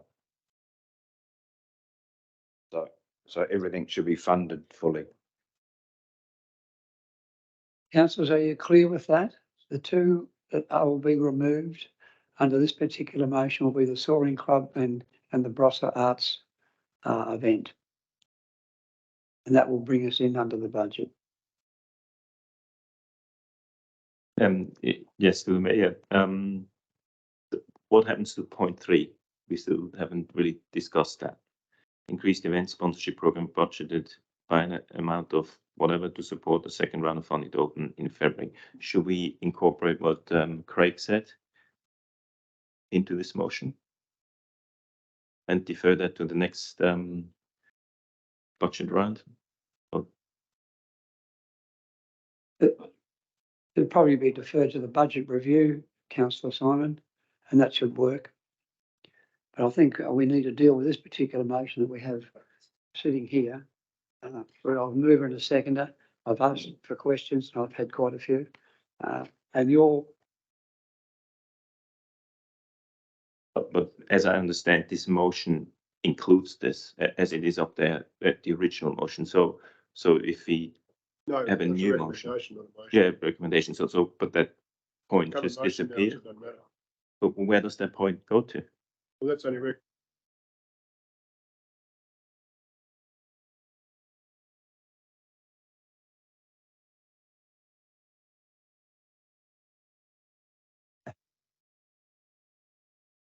Councillors, I think we've done this one to death somehow. I think we should move on. I have a motion and I have a seconder. Are there any further questions? If there are no further questions, I'll put the motion. All those in favour? Those against? The motion's carried less 1. Thanks very much, councillors. I'm sorry for the confusion, but it was a little bit mixed up. Yeah, Bill, can I make a suggestion that we bring forward an item? Can I make a suggestion that we bring forward an item on the agenda?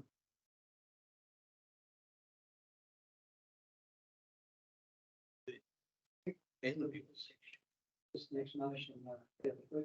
Okay, all right, I will leave it at that. Yeah.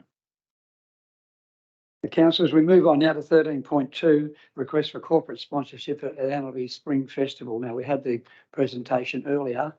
Our previous practice is generally to bring these matters forward, but because this was attached to a lot of other funding issues, we decided not to do that tonight because that might have it could have embarrassed the presenters earlier. So we bring it up now as a request for corporate sponsorship for the 23 Spring Festival. There's a recommendation 2/3 down page 59. Do any councillors have any questions in relation to this report? Councillor Peter? Yes, I have. In the event sponsorship project program eligibility, 0.713, profit-making activities, activities that indicate they may return a profit for the applicant will be considered. However, attention will be given to whether council funding is required for the activity to go ahead and how the profits are likely to be used. Now, on that basis, I think that the Annalby application should fail, as I see it. Anyway, do I move an alternative recommendation? Right, I move that the request for corporate sponsorship 2023 Annalby Spring Festival be refused.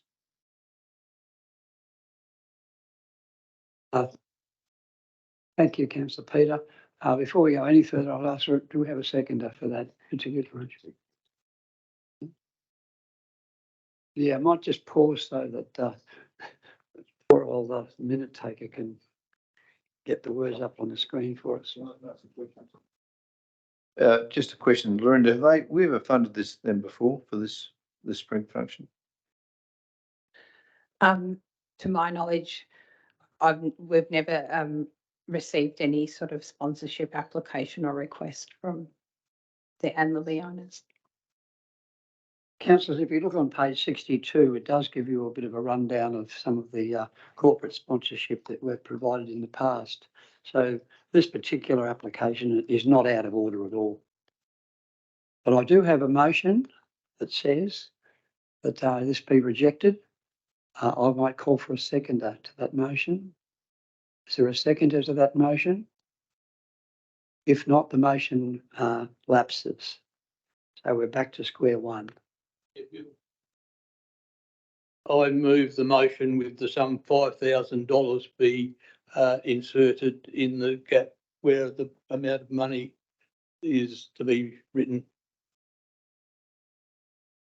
I have a mover and a seconder that the recommendation 2/3 of the way down page 59 allocates an amount of $5,000.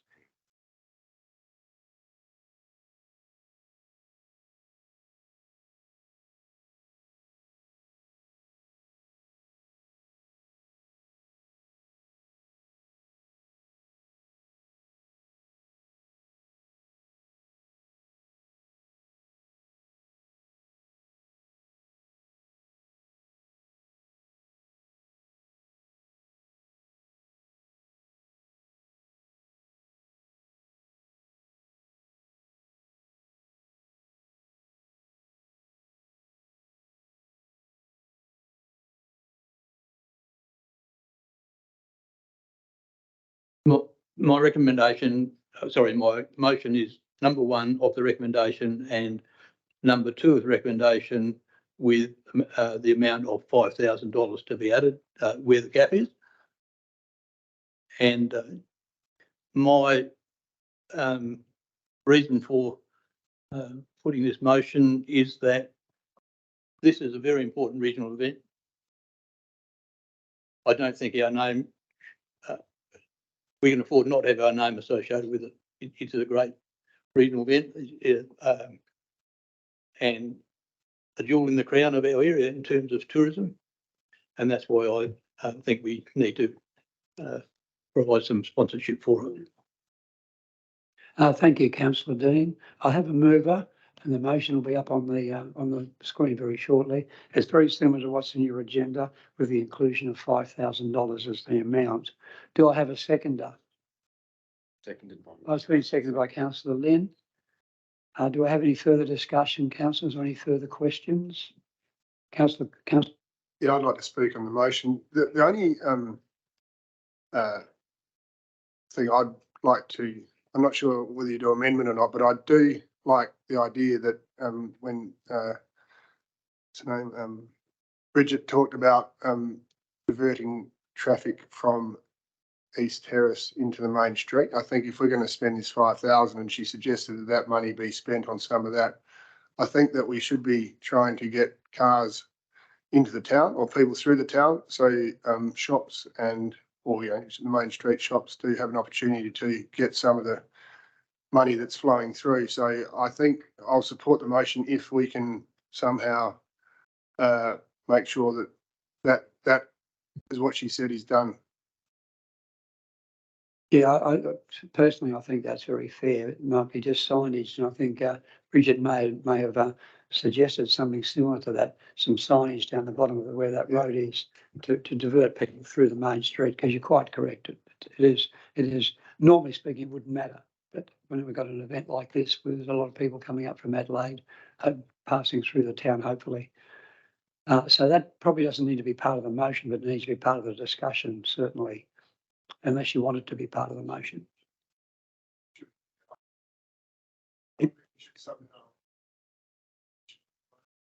Of trying to get traffic into the main street. I don't know how you do it, but Yes, you are. You just did it. You're very good. It might mean with an attached explanation to diverting the traffic through Main Street. I'm happy to.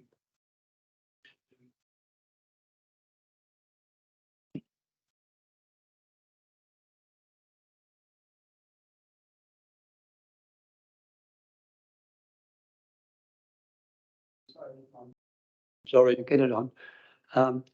That some of the portion of that particular funding amount be used to signpost the road to ensure traffic is directed through the town. Words to that effect? You comfortable with that, Councillor Dean? Councillor Collin, you can. Yeah, that's right. Just the additional words that I just mentioned there. You happy with that? Oh, it doesn't matter. Right. Okay. Davina, are you happy with that? And right.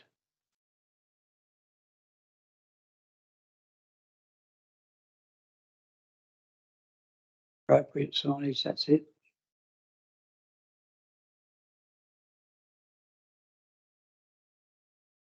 Is this going to come out of the event sponsorship fund, or is this just out of general revenue?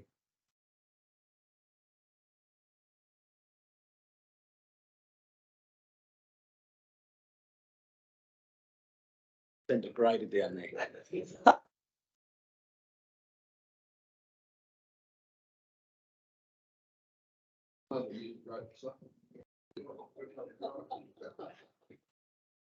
Councillors, the motion's up on the screen now, and I have a mover and a seconder. Any further comment or questions, councillors? If not, I'll put that motion. All those in favour? Those against, that's carried. Thank you, councillors, and thanks for the words as well. We just didn't tick the box and move on. We discussed it, and that's the right and proper thing to do. Moving on now, we to the Community Development Grants Program, another one.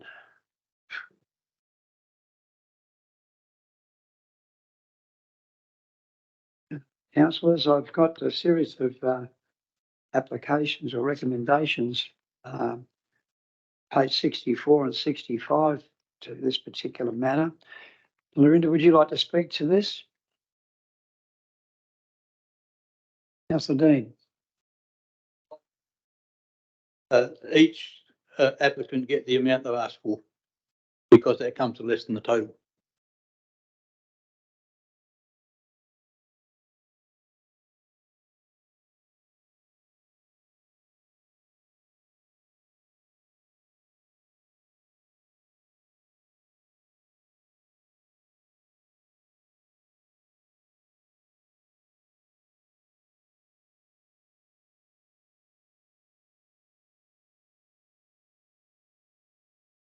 Just at one comment, Mr. Mayor, that if we're funding a defibrillator, I can't even say it.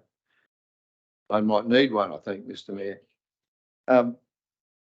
It's an unusual thing to fund, and out within saying to all other bodies, if you want to get a defibrillator, just put your application in. Lorinda, is you going to say something? Have they died out there flying planes or something? So what I would say on behalf of all community groups that have their own club rooms, because if it's a council owned facility, that's council's responsibility. There is an act that South Australia has passed that all buildings must have, public buildings must have a defibrillator. So that's why you'll find them in all council facilities, and they'll be rolled out to our council owned facilities. But for those clubs who have their own, ones like Commander Rifle Club and Freeling Bowling Club, Wolseley's Bowling Club, they have to purchase their own, and majority of defibs cost about close to $3,000. So that's why I probably would always support that, but that's my personal opinion, because knowing that, you know, clubs need to have that to meet legislation. Thank you.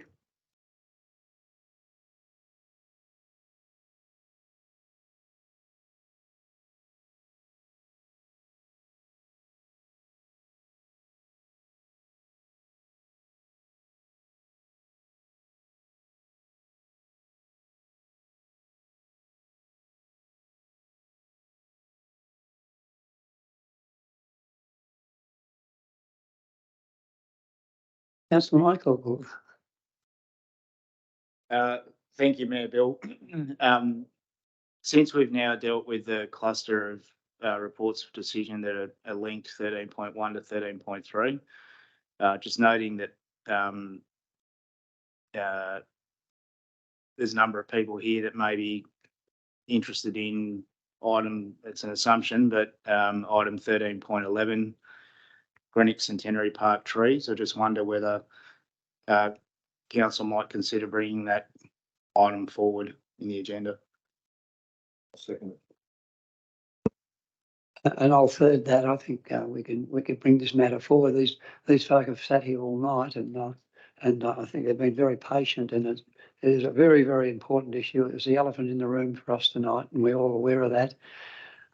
We've gone through a fairly heavy business session, and it's not over yet. So I think I think you deserve some recognition of your patience, and I think we'll move the matter forward and raise it now. That's 13 point. Let me remember 13.9, 13.11. Councillors, we'll discuss 13.11 now. And I need a mover and a second, which I had, Councillor Michael and Councillor Bill. All those in favour? Those against, that's carried. So we're on page, what page is it?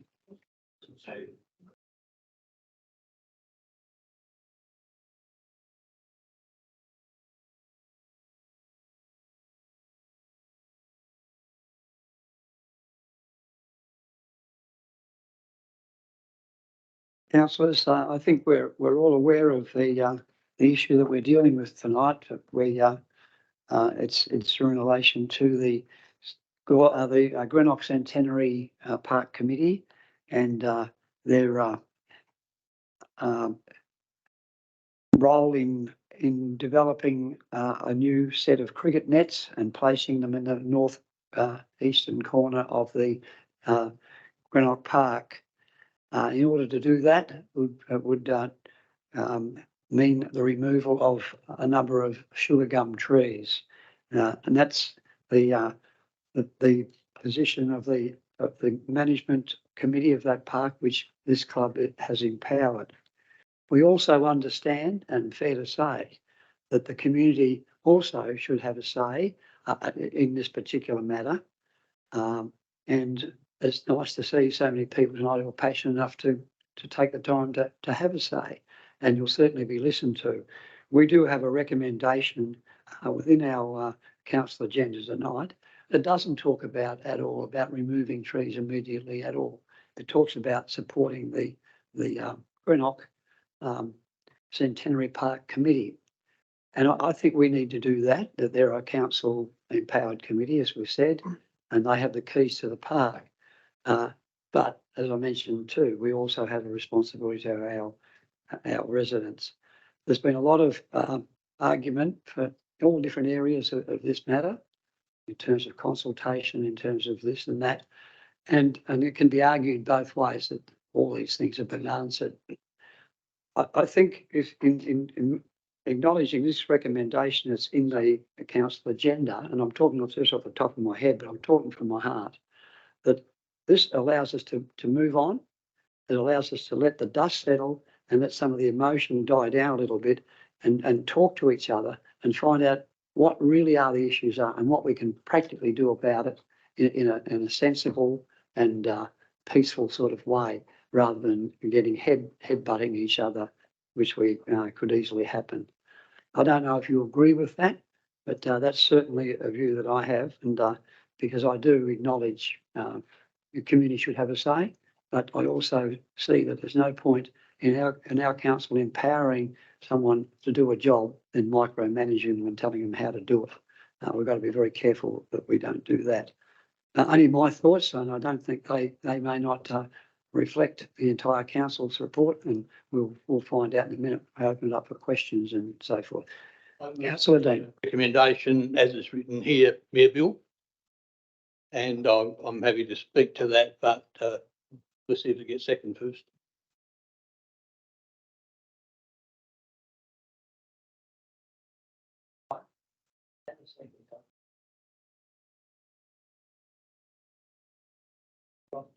I would like to talk on that. Thank you, Mayor Bill, and in a way it seconds some of your remarks. The Greenock Centenary Park Management Committee has demonstrated over a great many years that it's a highly competent group. Its stewardship of the park and the way that it's managed and developed it demonstrates that they have a clear understanding of the purpose of the park and how to manage and develop it for the benefit of all. Council, as you've mentioned, has a management agreement with the committee, within which the committee has responsibility for trees. From my detailed investigation, I have spent a lot of time on this, including visiting the park and talking to people and reading all of the emails that I've received on this topic and other things as well. It's clear that in the current project, the relocation of the cricket net, that has worked closely with council and considered objections and suggestions from the community already about possible location of the cricket nets and the removal of the trees. And they've done that in the light of the sporting and recreational needs of the park. And remember, that's the main purpose of the park, balanced against park amenity. Through this very careful process, it has come to the conclusion it has, and council has provided part funding for it by the annual business plan and budget, so that's already approved.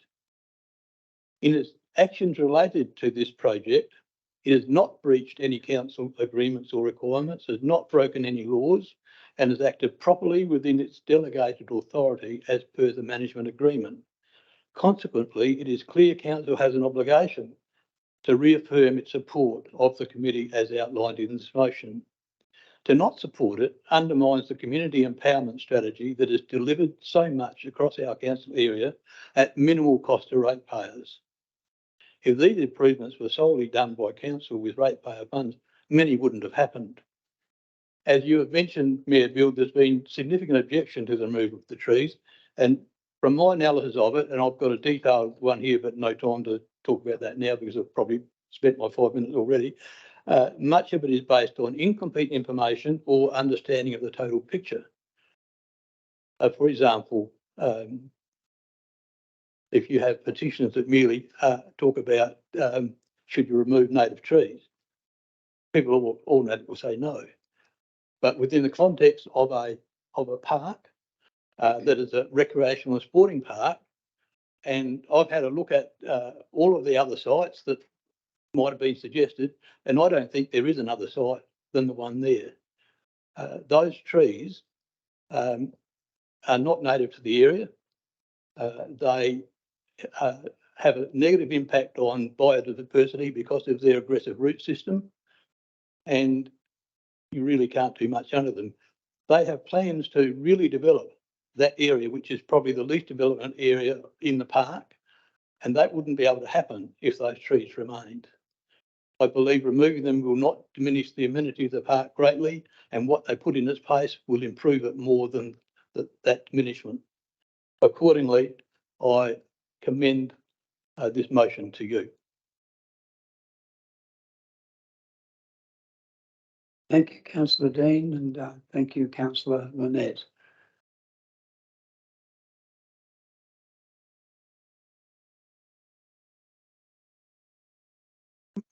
We've been talking about these trees at the park for a long, long time, probably 3 or 4 years. I've had a good look, and that's why I'm seconding the motion. I actually was surprised at the condition of the park. It's beautiful. It's well looked after, and the committee that look after it are all very dedicated to it. So that's why I've seconded the motion. Thanks very much, Councillor Lynn. Would anyone else like to speak? Councillor Fabio.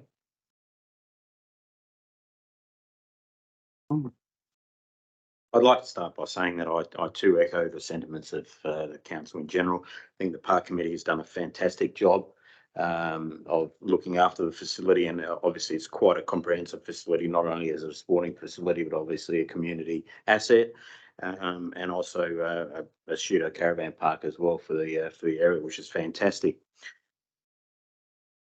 I've done my research and I've looked at the sugar gum trees, and I understand that they're only native in 3 areas of South Australia, Greenock and this area not being one of them. So in that sense, I guess, we're not talking about native trees, and certainly the significant tree characterisation doesn't apply in this particular instance. What I guess I'm a little bit disappointed is the way that the community has, how these trees have basically driven a division through the community, where where it's a small village style atmosphere, and it should have a lot of cohesion and cohesive discussion as well. Where my disappointment lays is that now we've got the for the trees and we've got the against the trees. We talk about, and based on, say, Dean's comments, and I respect the statement that Dean made, we talk about, there's talk about removing the trees and replanting or providing some other sort of greenery or infrastructure in that area to enhance the aesthetics, I guess, of the area, which would eliminate the risk of branches falling and things like that. To date, I haven't seen, what that looks like. Is it to be low shrubs? Is it to be something of more grandeur in nature? What sort of planting is to be involved and whatever?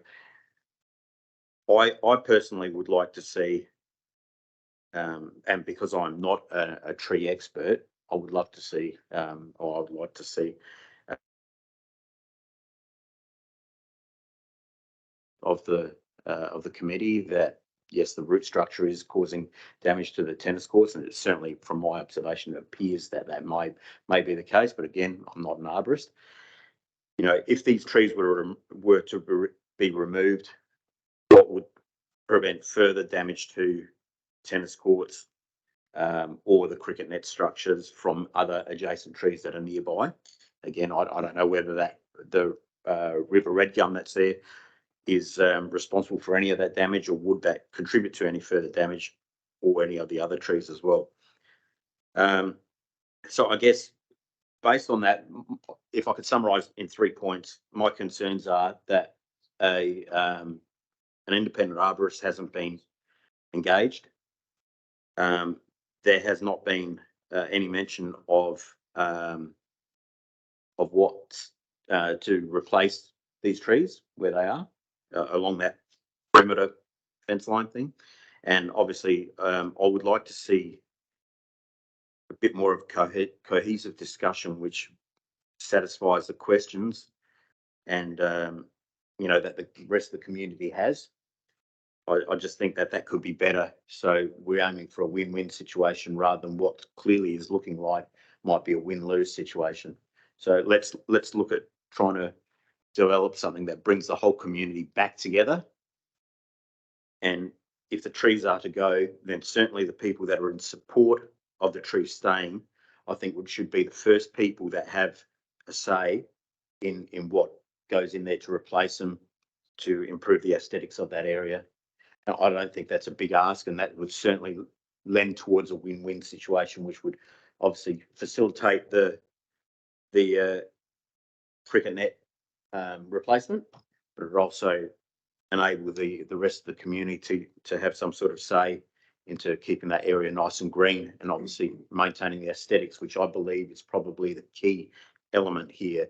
Not so much the type of trees, but it's what the trees represent in regards to maintaining a corridor there for nature, for birds, wildlife, and obviously like I said, the aesthetics. So there you go. Thank you very much, Councillor Fabio.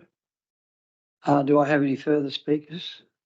On that, I was asked a question there from Colin. Am I going to amend the motion? The motion itself, as it's written, doesn't actually specify the trees or anything like that. I don't know. I guess I'm going to probably seek advice from other councillors or from the general managers, perhaps, in regards to how do we try and I guess put in place some of the things that I've spoken about the cohesion, about, you know, responsibility of planting other types of flora in that area, and try and incorporate that somehow into the motion, so that's not lost purely by voting on this. I think your words are very, very clear in what you're trying to say, Councillor Fabio, and maybe this recommendation could be acknowledged conditionally on the Greenock Centenary Park Committee bringing back to council a model on what they have in mind to replace those trees. So before anything's done, at least everybody can see what they have in mind, and how that model might be just up on the screen. It might be something, but you're quite right. We don't know what's going to go there, other than something better than what's being considered now. So I don't know how we can word that, but if people are interested to go down that path, we could think about that. Councillor Dean, do you have any sort of thoughts on that? That perhaps adding to this particular recommendation that we ask the request that the Greenock Centenary Park bring to council a model and detail of what is going to be put in place of the gums if they are removed. I think that would be a reasonable sort of request, and at least everyone then would know. They can either agree with that or they can disagree, but at the moment when we're not that this is a very good motion because it just allows us to let the emotions die down. And it's not doing anything. It's just there.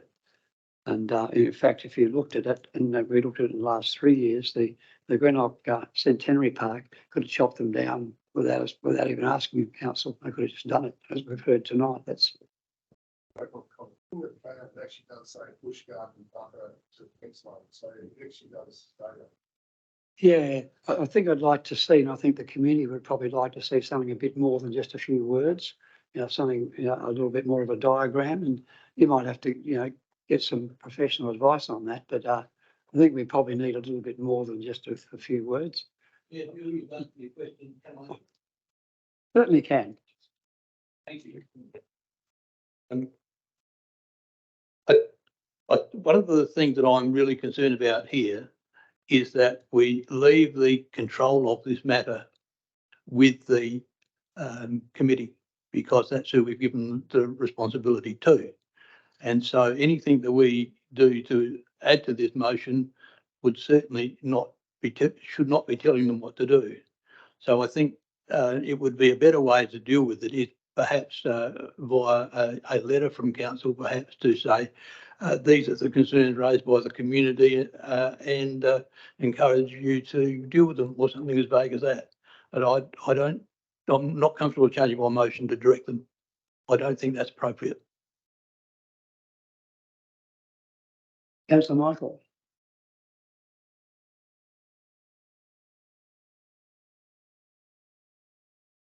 Thanks, Mayor Bill, and also thanks to members of the community who have attended, taken the time out to attend the chamber tonight, and also online and communicate with elected members. It's been great to see passion in the community over an issue like this, and I'm passionate about community members having a role in local government decision making. But unfortunately, councils, like any other level of government, can't always please everyone. I guess I begin by sort of acknowledging the correspondence that I've received from various people, who either support what the management committee are trying to achieve here, or have raised concerns about a lack of consultation, or otherwise opposed to removing the sugar gums. I note, and I agree with Councillor Deans and the Mayor's comments that the council has, through its empowerment program, vested certain responsibilities in the Park Management Committee, and the feedback is universally positive as to their performance, including from people who have objected to this particular project. In my own research, I know that these particular species of trees are known for the risk of them dropping limbs unpredictably and becoming hazardous as they age, causing safety concerns, which has led to other councils interstate removing them. In reviewing advice from the West Australian Government Department of Education, this particular species of tree has been identified as a heavy pruner that can produce and shed very heavy branches when stressed, and for those reasons it's not recommended as a tree in a school environment. From what I understand, the species is not indigenous to the area. It is indigenous to the Eyre Peninsula, the Flinders Ranges and Kangaroo Island, but not to this particular area. I know it is reported in the Barossa Leader on the 23rd of August 2023. The request to move the nets was first initiated by the Junior Cricket Club. The committee has apparently investigated various alternatives for the placement of the nets to avoid impacts to the sugar gums. And I think we all agree, whether we agree or not, avoiding impacts to the river red gum govern those options. I've had the opportunity to attend the park and have a look at the positioning of the cricket nets in relation to the sugar gums and the river red gum. And I guess through a visual analysis and considering the slope of the land, again, visually, there seems to be very little by way of other options to position the cricket nets and avoid the impacts to the sugar gums. I do note and acknowledge the petitions that's been provided by members of the community. I note that at least 24 people on the online petition identified as being residents of Greenock, and a total of around 42, plus the hard copy signatures identified being from the Light Regional Council area. Final comment, I suppose, in summarising, again, the council has, by way of its management agreement, vested responsibilities in the management committee. Those responsibilities are carried out on a voluntary basis and are carried out in other locations in the council area. It's already been acknowledged that the management committee's oversight of the Oval is universally positive. The question then arises, as Councillor Dean quite clearly articulated a moment ago, if the elected body was to step in to the extent that it has the ability to do so in any case, what would that mean for people who are giving voluntarily their time in community service to arrange projects like this? Whilst there should be limits to those responsibilities that are vested in management committees, I don't consider that this is one of them. And for that reason, I'll support the motion as put. Yeah. Councillor Allison. Thanks, Mayor Bill. It's probably a bit late, but I was wanting to, I suppose, second Fabio's report and how he saw it.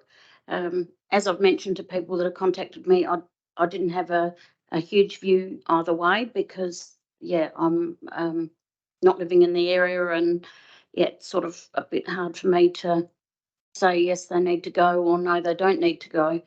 I think at the end of the day, it needs to be community discussed, which I'm not sure that they've had a community meeting, but yeah, I just think it's the township of Greenock and the people that live there that need to make the decision where they go with this for the better of the community, sports and recreational.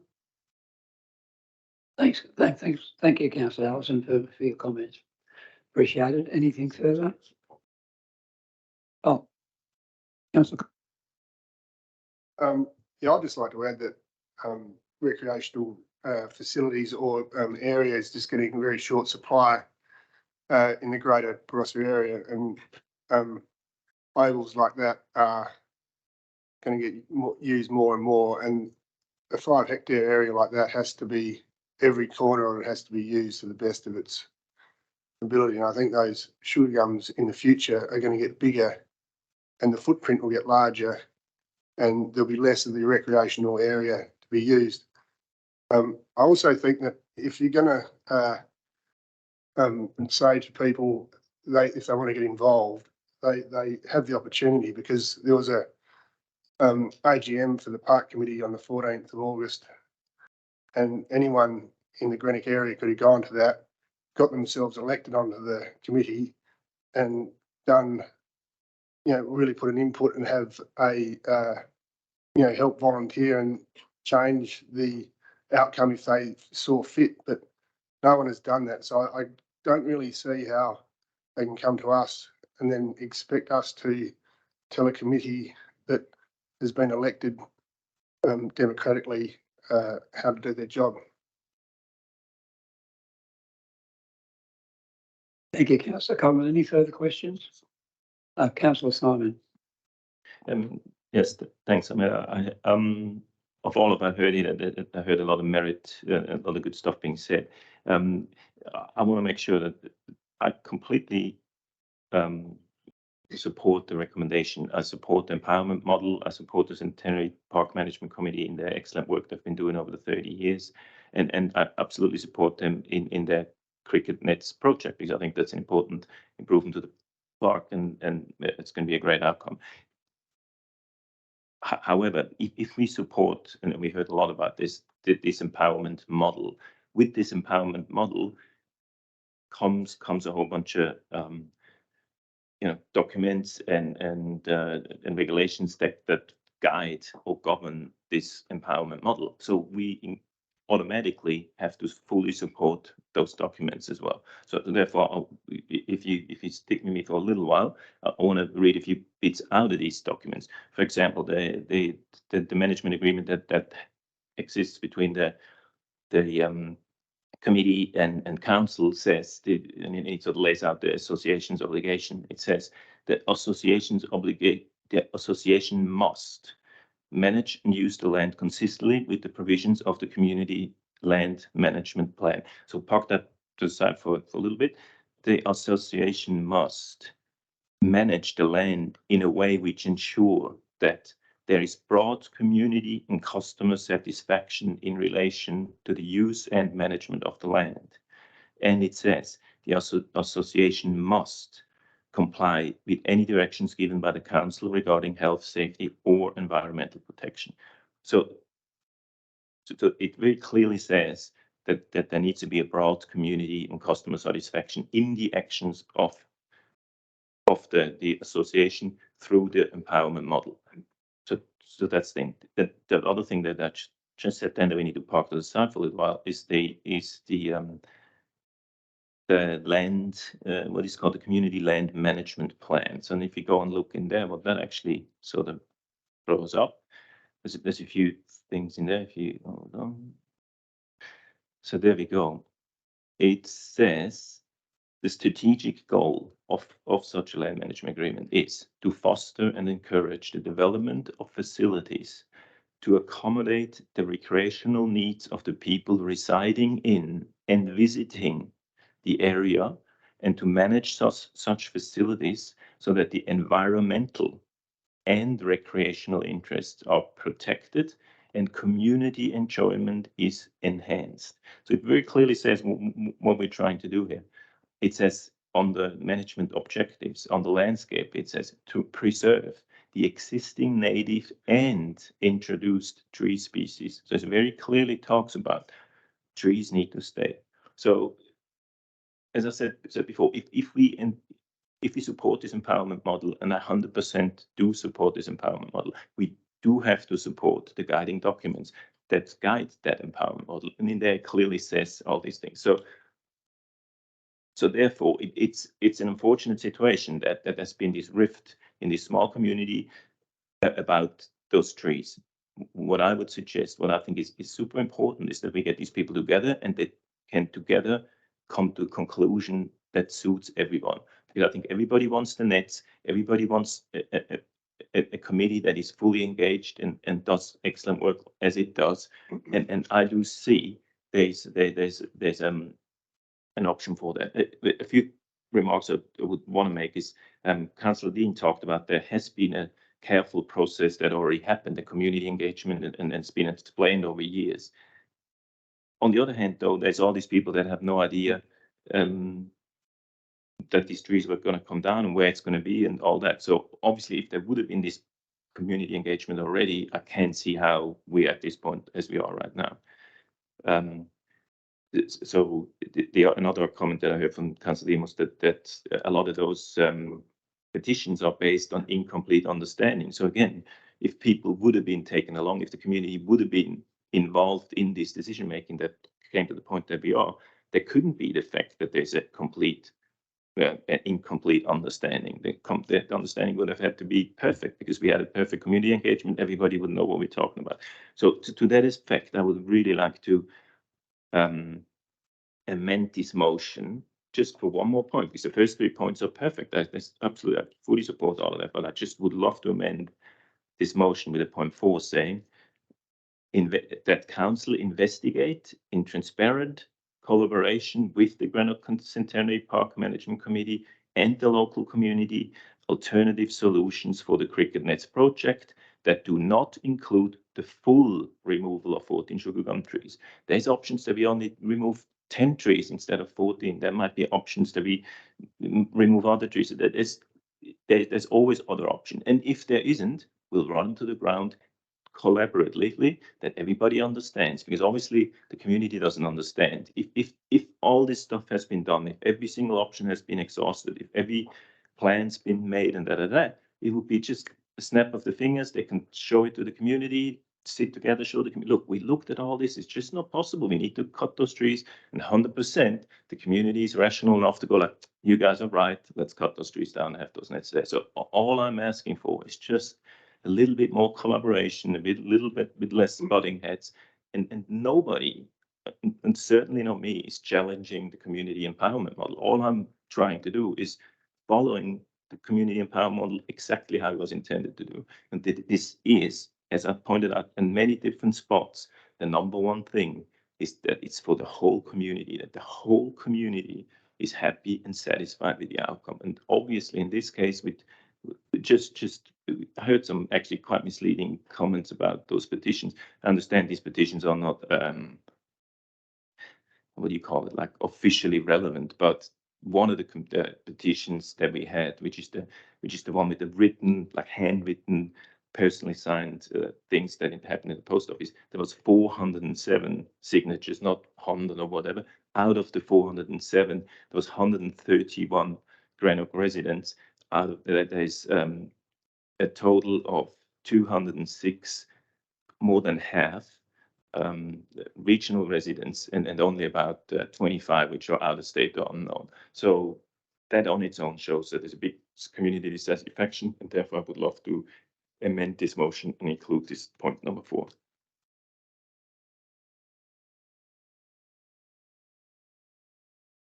I'd, no.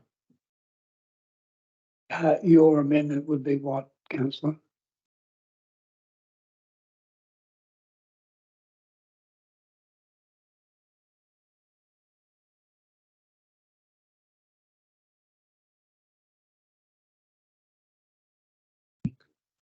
Yeah, sure.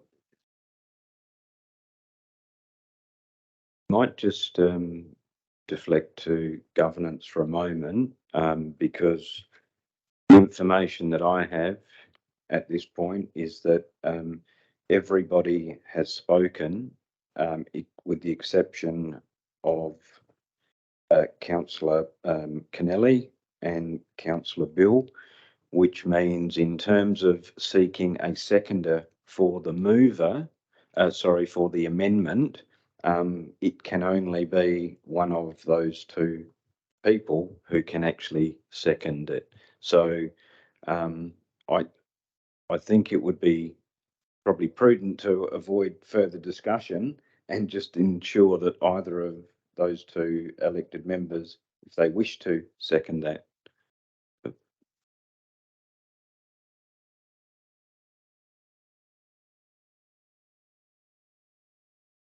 That lapses. No, thank you for that clarification, Richard. That's important.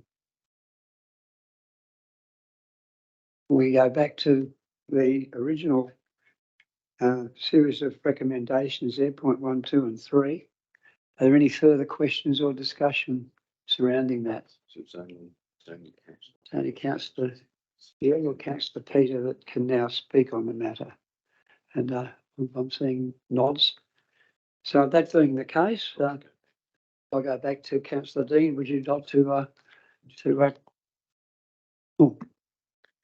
Thank you, Mayor. Bill, and thank you for the contribution to the discussion. I think that the investigation that, as I mentioned before, has carried out has been very thorough, and there is no other alternative. I'm virtually certain. Whether the management committee, having heard the discussion here, so some members are present, wish to engage with the community to explain better why, is something for them. But certainly something I think I take the point raised by a number of people, Councillor Fabio and Councillor Solomon, particularly that it has been a divisive issue, and if a hearing can take place, that would be really good. But it is the responsibility of the management committee to decide whether that's the best approach and how they should do it. I think not ours, although we could encourage it verbally, I'm sure, as has happened here. But I commend this motion to you because it does in fact do all the things that we've spoken about tonight. Thank you. Thank you, Councillor Dean. I might take the vote now. All those in favour? Those against? Motion is carried as per on the screen. So thank you so much, councillors. A division has been called by Councillor Collin. All those in favour, would you stand behind your seats, please?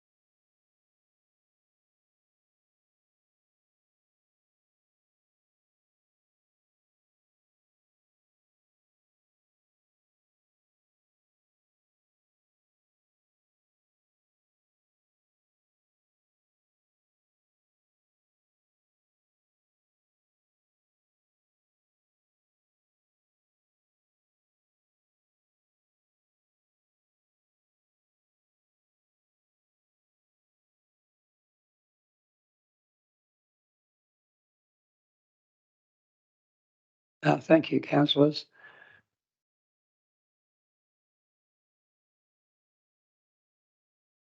The division will be recorded in our council minutes. And calling a division 2 also does give councillors another chance to change their mind. Doesn't usually happen, but I've seen it happen. But thank you, everybody, for your honest input and valuable input too. I think there's some really good matters were raised, and it was done in a very respectful way. Hopefully now the community and the Centenary Park Committee can come together and have an open discussion in relation to what is possible for the future that could perhaps find some middle ground. And I think as a council, we'd certainly be happy to encourage that and be part of it if necessary. And I really thank you for taking the time to be here tonight, everybody, because it's been a long night for you to sit there and have to listen to us waffle on and carry on. But I hope you appreciated the honest and open debate that took place. And you can see that the people here around the table were very passionate in the way they felt as well. And I think that's important, that we're looking after our community groups and our community as best way we can. And we're damned if we do and damned if we don't sometimes, but this went down to the wire, and I think everyone can be pretty happy with where we're at. And hopefully now we can open up that dialogue and maybe see what we can do. I also found out a way that there are ways to prune sugar gums. You never know. You can think about that.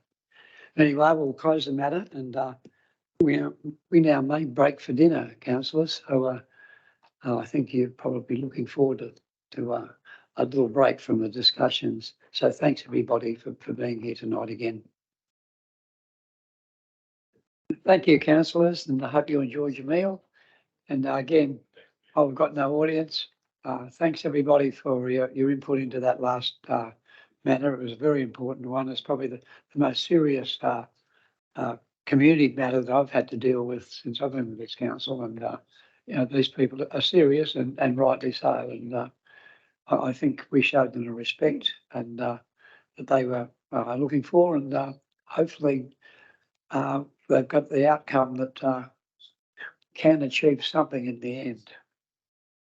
We move on now, councillors, to 13.4, our matter, the dog attack at Hewitt. There's a recommendation about a third of the way down the page 72. Are there any questions in relation to this matter? It's an excellent report put together by Craig. Thanks, Mayor Bill. And yeah, I'd also like to acknowledge Craig for his work on this report and the other one that we received earlier. Just to comment, look, it was a tragic incident. There's clearly no winners in a situation like this, whether it's the council, or the two affected parties, as the report makes clear.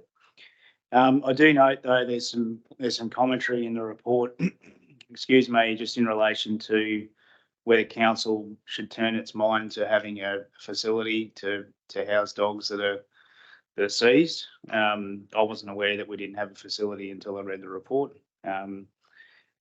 So I guess maybe that's a topic for discussion at a future meeting. Or maybe Craig would like to offer some feedback or commentary on that, but that's all I had. Thank you. Thanks, councillor Michael. Would you like to comment on that, Craig? Thank you, Mayor Bill, and thank you, councillor Michael. Look, the question of having a pound is one that we've had for a little while in terms of as an opportunity, and with the growing with growth at Roseworthy, likely to be an increasing need. So just in house, it's something which looks to be an opportunity that we perhaps should have another look at. However, I recognise in saying that there are these changes that we talked about in terms of the Dog and Cat Management Act. There's the possibility that councils will need to have more of an active role in cat management as well. So it could be that the pound for the dogs also needs to have the capacity to be able to handle some sort of detention of cats as well in the future. We'll wait and see how that plays out. But certainly, I think it's something which council should turn its mind to, either as a standalone opportunity to have that sort of facility, or also perhaps in conjunction with surrounding councils in some sort of joint capacity. We presently utilise Gawlers, and we pay a fee for that. There are occasions, because we have a shared service provision on weekends, where we also provide assistance to Adelaide Plains and use theirs. But these are small facilities. And then we have an arrangement with the Animal Welfare League as well, in terms of transferring animals to them. So there are limits, and we are, I guess, relying on those partnerships, obviously. And like I say, it depends on whether they have capacity.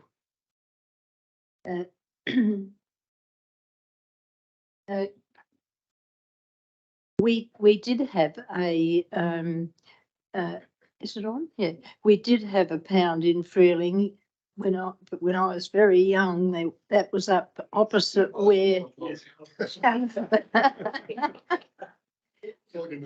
it was up in the where the railway yard was and where the sale yards were, and they had a pound there, and they used to always take horses there. And had great big gates and stuff, and to keep them in. Yeah, so we did have a pound once. Oh, no. But also, but through the chair, also I'd like to commend Brandon for the way he has handled an issue in Freeling, which was he's gone down the right track with it. We had a big discussion about it, and I think it's moving in the right way now. He's using his skills as talking to people and getting things done. But this one in Freeling was really stupid. It was, but anyhow, I just commend him for that.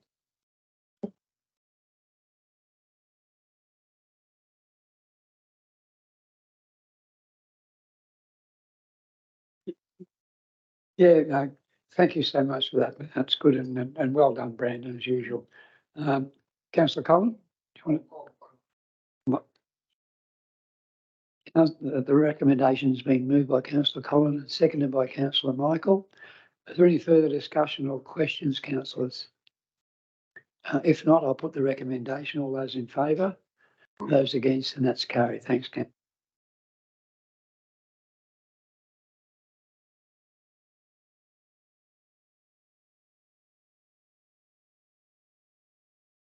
(13.5) Dissolve committee minutes. Pretty straightforward, this one. Thanks, Councillor Bill. Councillor Ellison. Any questions or comments, councillors? All those in favour? Those against? That's carried. Thank you. There's another one done. The Gawler River Floodplain Management Authority. I don't know if I've got the same view of anyone else, the same view as me. It was an excellent report, but by gee, it was long, and it's pretty hard to absorb a lot of it because it was just too hard.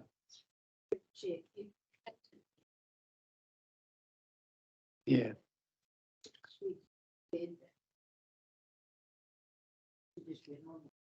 it was too long, and I think we probably need to be a bit stricter to some of the presenters because they do go on. That was over half an hour, and that's before questions. I think if they're going to prepare something like that, they need to give us a hard copy. Send a hard copy around. We can deal with it that way, and they can just give us a bit of a basic overview of what we've got in front of us. Did they? Oh, well, it doesn't matter. There's two separate matters, presentation and annual report. Yeah. No, it just might be a thought that well, sometimes we don't know till it happens, do we? Yeah. Okay. Are there any questions in relation to this matter? If not, there's a recommendation about halfway down page 84. If someone would like to move that way. Thanks, Councillor Dean. Someone like to second that, Councillor Howley. Any questions or comments, councillors? If not, I put the motion. All those in favour? Those against, and that's carried. Thank you, councillors. Employee behavioural standards. Recommendation about halfway down page 86. Any comments or questions, councillors?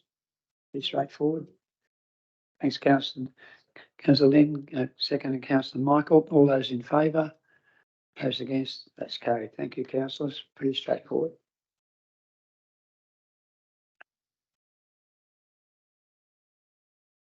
Move on now to our rates revenue variation, 13.8. And there's a recommendation about a third of the way down page 90.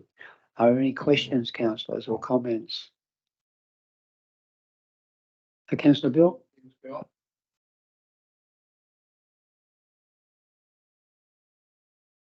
Yeah, thanks, Councillor Bill. And yeah, thank you, Nigel. I thought it was excellent.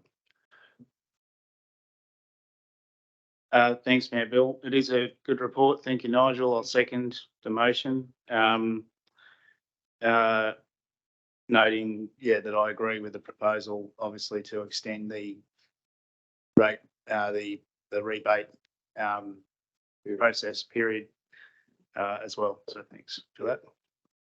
Thank you, Michael. I'll have a mover and a seconder. Any further comments or questions? If not, I'll move the motion. All those in favour? Those against? That's carried. Thanks, councillors. And thank you, Nigel. It's an excellent report. Moving now to the budget process review. And again, thank you, Nigel. Recommendation about a third of the way down page 95. Any comments or questions, councillors? Pretty straightforward. We had our workshop and went through this pretty much. Do I have a mover? Thanks, Councillor Dean and Councillor Peter. Any questions or comments, councillors? If not, put the motion. All those in favour?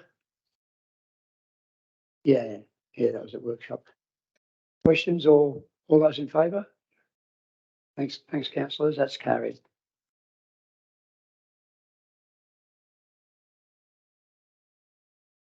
Move on now to revocation of community land at Kapunda, 13.10. A recommendation about halfway down the page. Any questions or comments, councillors? If not, I'll put the recommendation. Move Councillor Fabio and second Councillor Ali. All those in favour? Those against? That's carried. Councillor Ellison. What are you laughing at?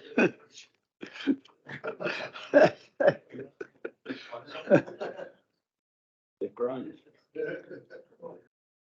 Oh, 13.11, the Greenock Centenary Park trees. I have a motion that we move on.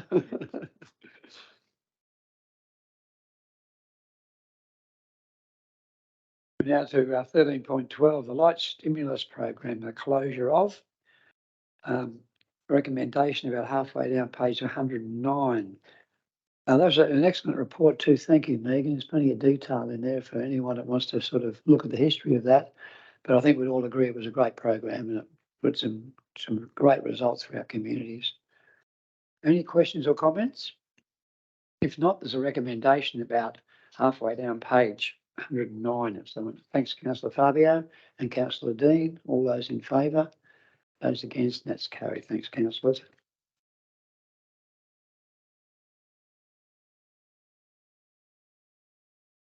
And this one too is an important one for a lot of reasons. It's Clare Road, Kapunda, and there's been some work done there in relation to that road and DIT and that responsibilities and where it lies.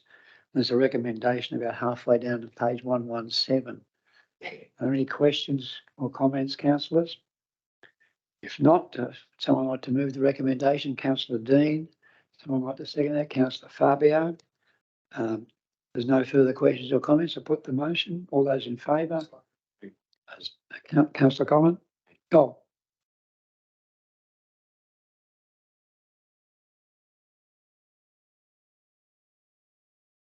I was just driving out Clear the other day. I see there's been a bit of work there.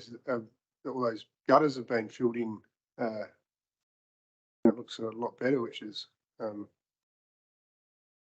of council to do that, I think. Or unless someone's done it on their own.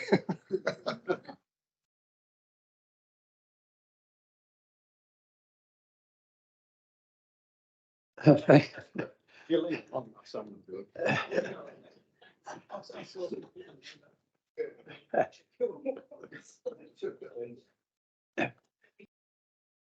Our council meeting's being taped, isn't it, by the way?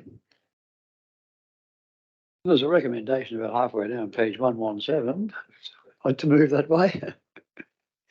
Is Councillor Dean, would someone like to second that? Yeah. Councillor Collin, all those in favour?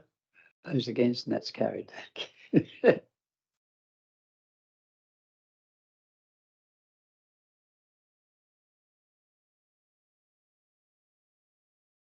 Section of our meeting that says questions on notice. And we don't have any questions on notice, and we don't have any questions, or do we? Questions without notice? Councillor Early?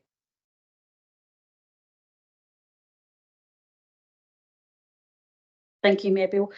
Just a question for Megan, just in relation to College Road, which I've briefly spoken to you about. I was just wondering if you've got an update on when the road repairs will happen down there. I've had a couple of phone calls and I took a trip down there yesterday.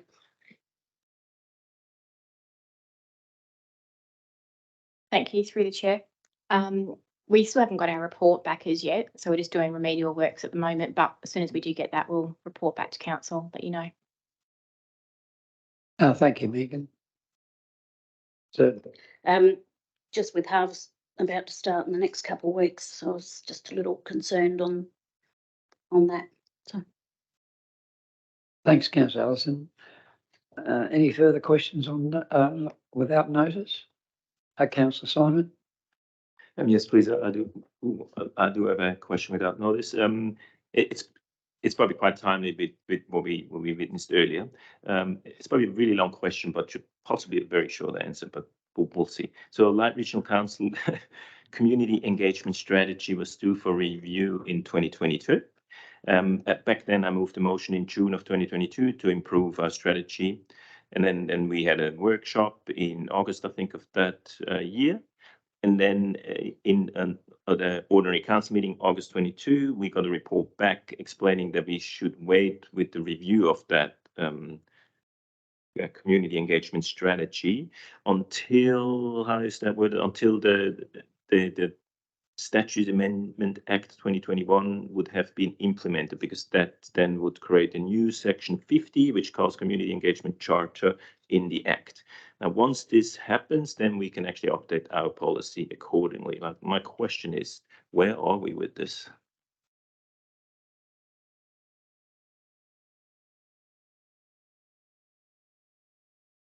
That's what. Wish you were. Thank you for the question through the chair. I might have to take that one on notice, actually. Go back and revisit the history, because the community engagement charter, which came through with the planning legislation, is in effect. So that has been for a little while now, and I'll need to come back in terms of where that was related to our engagement strategy. Yeah, leave that with me. I'll look into that. Thanks a lot, Craig. Any further questions on notice or without notice? If not, we move on to the motions on notice, and we do have one at 16.1 from Councillor Fabio, speed improvements on Hawkers Creek Road, Kapunda. Councillor Fabio, would you like to speak to your motion? Yes, I would. Thank you, Mayor Bill. Through the chair, you've probably heard me mention Hawkers Creek Road numerous times. Hawkers Creek Road, for those that don't know, are on the outskirts of Kapunda, aka Roller Coaster Road. It's a very undulating surface.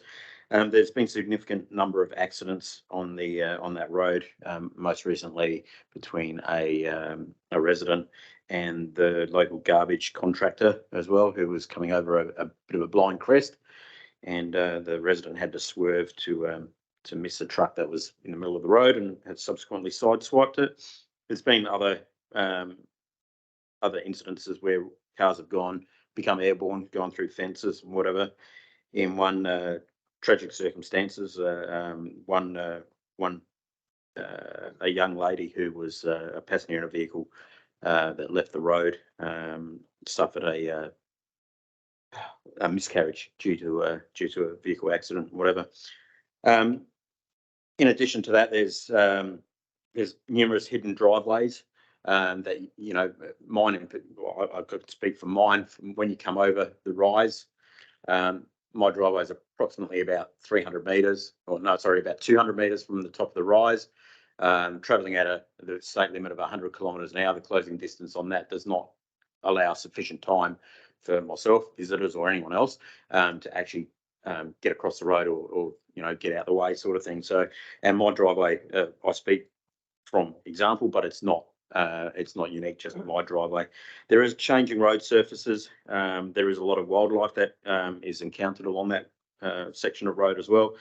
And there's also a lot of slow-moving farm equipment and a lot of the large farm equipment that goes over there. So in a lot of instances, when a car comes over the rise or whatever and encounters, say, a header or something like that, or a self-propelled sprayer or something like that, they've got literally seconds to get out the way or to try and decrease the speed, which isn't always possible.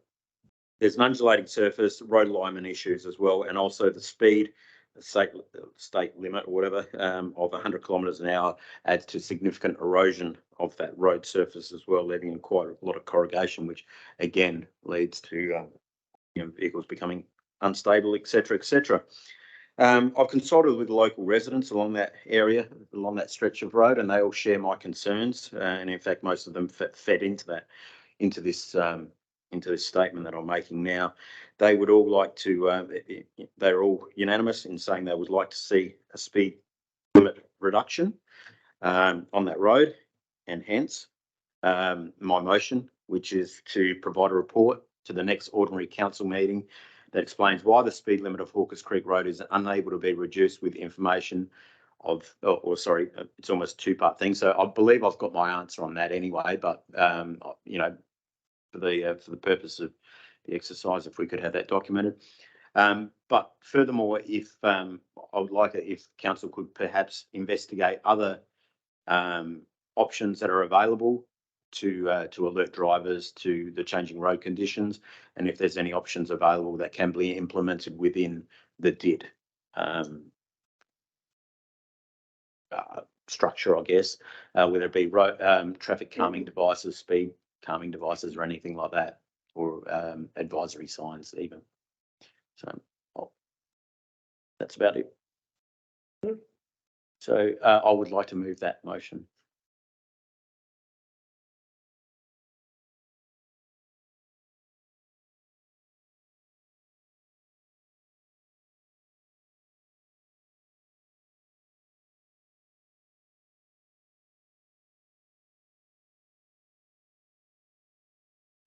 All right, if there's no questions or any further comments, I'll put the recommendation.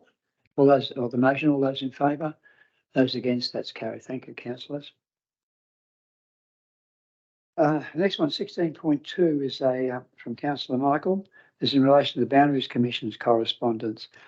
Councillor, just in reading that, I think we got a letter from the commission, and this is pretty much, verbatim. Do we need any question in this particular matter that you're looking to get an answer to? Oh, Yeah, I'd like to speak to the motion if I can, Mayor Bill. So I've got a little bit to say and it's a little bit late. So I do apologise for that. But needless to say, I think it needs to be said. So I should preface what I intend to say in moving this motion by qualifying that these are my own views that aren't endorsed by the council or those in this chamber. They're my views as an elected member and as a resident of Hewitt. As elected members are aware, on the 12th of September, the Boundaries Commission sent correspondence to the Mayor notifying Council of its intention to appoint an investigator to conduct an inquiry into the town of Gawler boundary reform proposal. If you haven't had the opportunity to read it, this is the stage 2 boundary reform proposal that I've rented out and read through.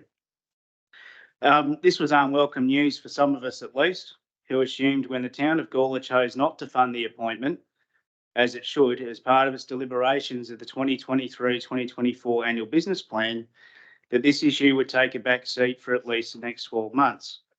If people in Kapunda, Wasleys, Roseworthy, Freeling, Greenock and elsewhere in between think this proposal will not impact on them, then they are mistaken.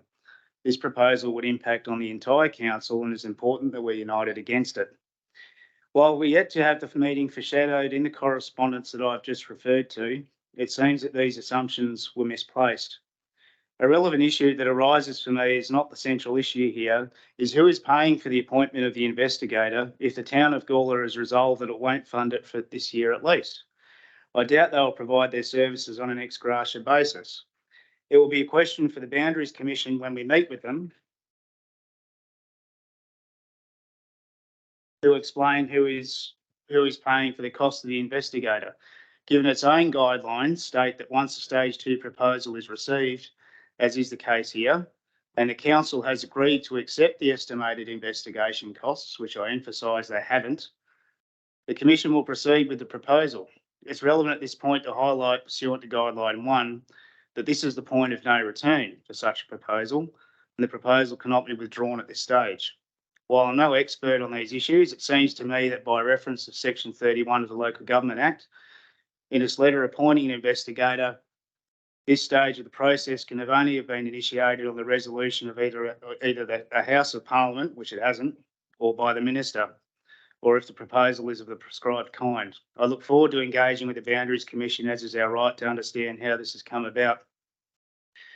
I'd like to speak briefly to some of the arguments advanced in favour of this boundary reform proposal put forward by the town of Gawler.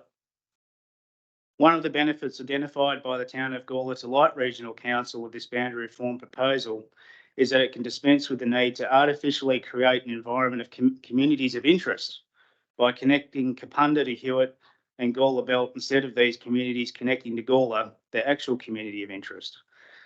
This concept of a community of interest and the lack of connectivity for people in Hewitt and Gawler Belt, apparently to have Kapunda, is cited variously in support of its contentions. There are 3 councillors in this chamber this evening who come from those areas and represent residents in those areas at this council. As the Roseworthy Township expansion develops, the balance of population will move to the south of this council area. That expansion will increase the population of this area by around 11,900. And by that measure, it may well surpass the population of the town of Gawler. In addition, the developments at William Lakes, St Ives, Evergreen and elsewhere will enable the connectivity between Hewitt and Gawler Belt to what I would suggest will become the natural focus of activity within the council area in the years ahead. It's worth reminding the town of Gawler that it was opposed at the time to the development of what is now Hewitt. I'll make some further and final points in respect of the town of Gawler proposal this evening and plan to continue to make them as this process progresses. 1. In its financial analysis attachment 2 to stage 2 of its proposal, it models requiring an additional 4 full-time employees as a consequence of absorbing Hewitt, Gawler Belt, Concordia, Reed, Hillier, Evanston Park, Calbeeba and elsewhere into its responsibilities. I struggle to comprehend how that will be possible without a commensurate reduction in service delivery. But the town of Gawler already acknowledges the clear benefits of the economies of scale and efficiencies that would be devised variously through its stage 2 proposal, so that we know that it only intends to do this on the smell of an oily rag in any event. It's been highlighted by me, others in the media, that this proposal will mean ratepayers will pay more if they're absorbed into the town of Gawler. The town of Gawler conveniently waves away these comparisons, but the facts are simpler than it would have you believe.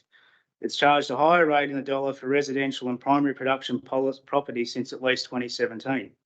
Despite all of this, it's criticised heavily for the delivery comparatively poorer levels of service.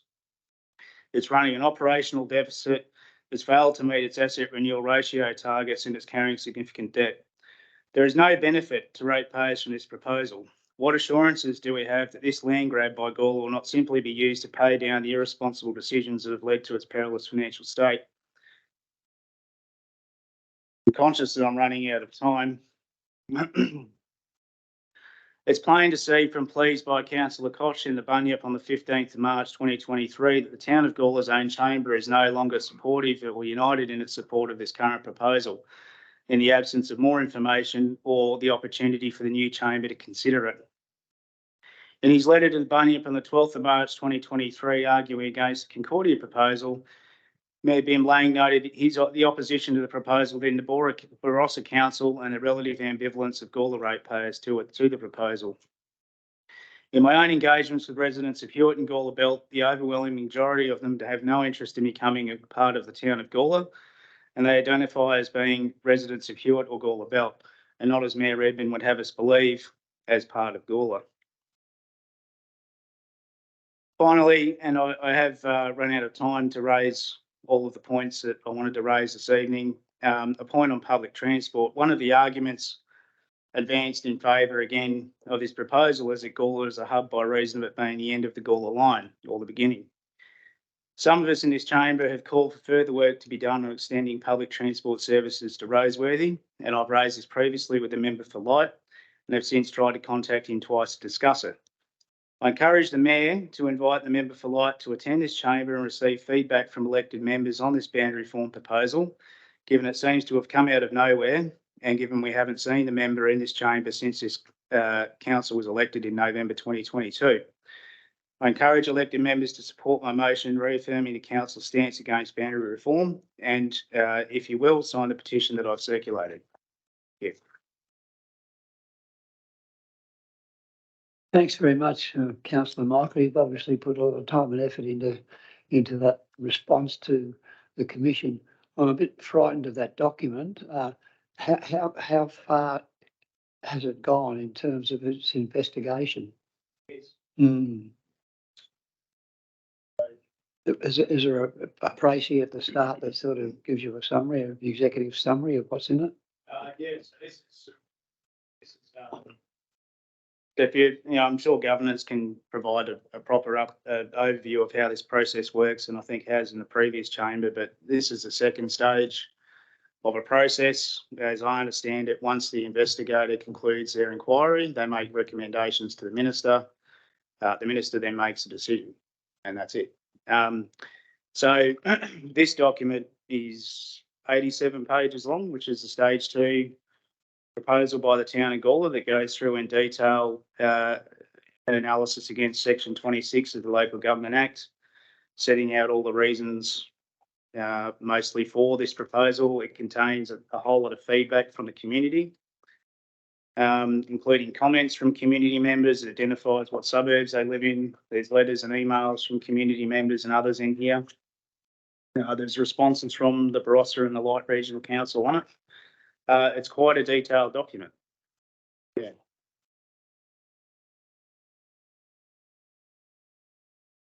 Cool. Yeah.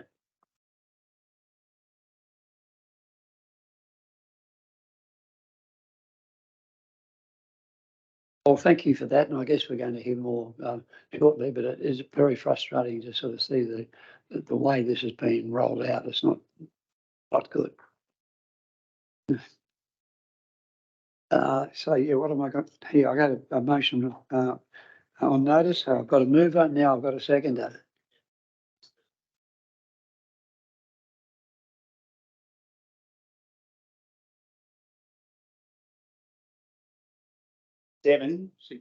six, sorry, where it says, and I hope the deputy mayor doesn't mind me mentioning his survey that he carried out. That should say that 1 in 10 support. Yeah, that's correct. 1 in 10 support the proposal. That's right. Yeah, 7 in 10 done. Yeah, 7 in 10. I think it was 7 in 10 do not support. Is that what yours survey said? Do you want to change it to that? Yeah. I think that would be the. I took, yeah, go ahead. Yes, yeah, I was going to comment on that because since it's got my name on it and Nathan Shanks' name. So this was a very unofficial survey. It was an extremely small sample size, about 100 people out of 3,000. So which is statistically insignificant. So technically, this is not a survey that has any merit in that sense. It was really just we sort of started and never went further. But you know, there's obviously some indication in there, but I'm not really sure. And it was 7 out of 10 that were against joining GOLA. So it's not 1 in 10, and I'm not sure how relevant that is. I just wanted to throw that out there.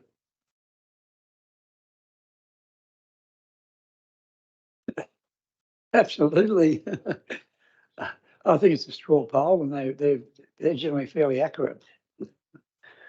And I did notice that 1 in 10. I thought that doesn't sound right.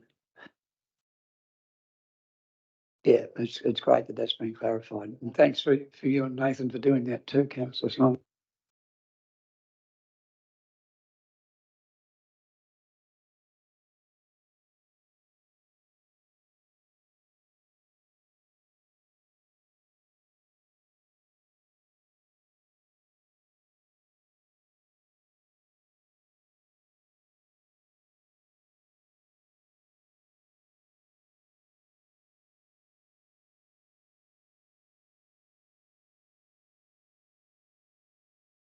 Thanks, councillors. We'll move on to our next.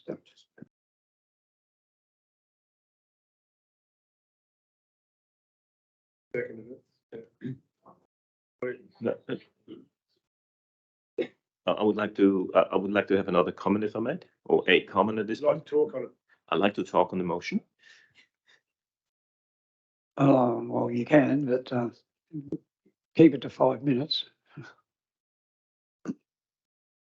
So just one point that I want to make is that we had a fairly robust discussion the other day about this, and I think it's incredibly important that we support the Boundary Commission in their work because they're the ones, they're going to look at this and then they're going to make a decision if it makes any sense or not.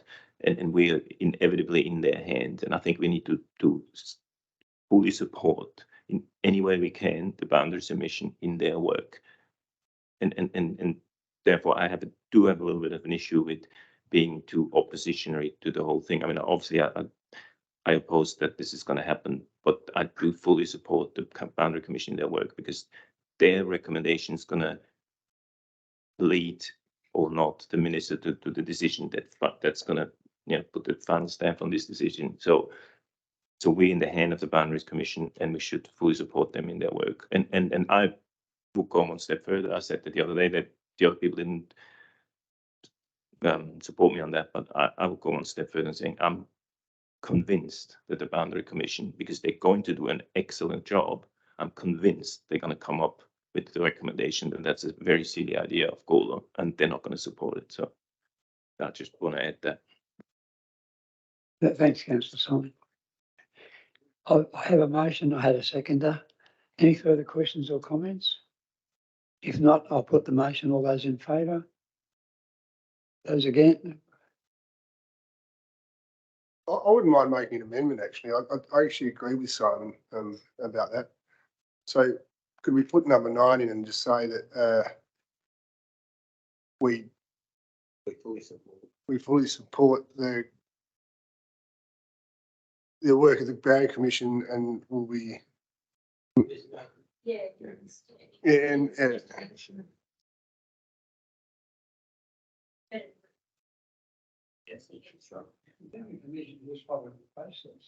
Another about the investigator. We should be totally open and supportive of the investigator that is being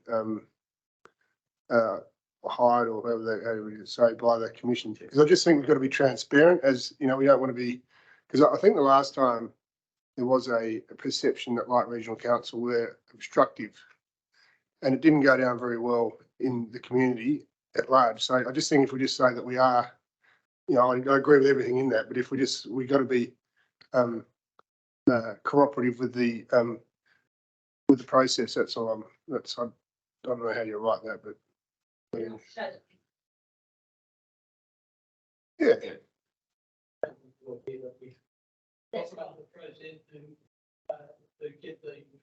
get what you're saying. Mr. Mayor, can I just make a comment? I think we think the line 8 actually says that we oppose the boundary reform proposal by Gawler. I think that says it. And I don't think we should be going too much, you know, I think we should be saying too much about the Boundary Commission, because we, you know, that almost says, look, we're prepared to help pay you guys to do it. And I don't think we want to do that. No. But I think the motion as it reads, we're not knocking the Boundary Commission. We're not saying it's bad. So I don't think we need to say we think you're wonderful. We haven't said they're bad. I think we just say I think this motion does it, in my opinion.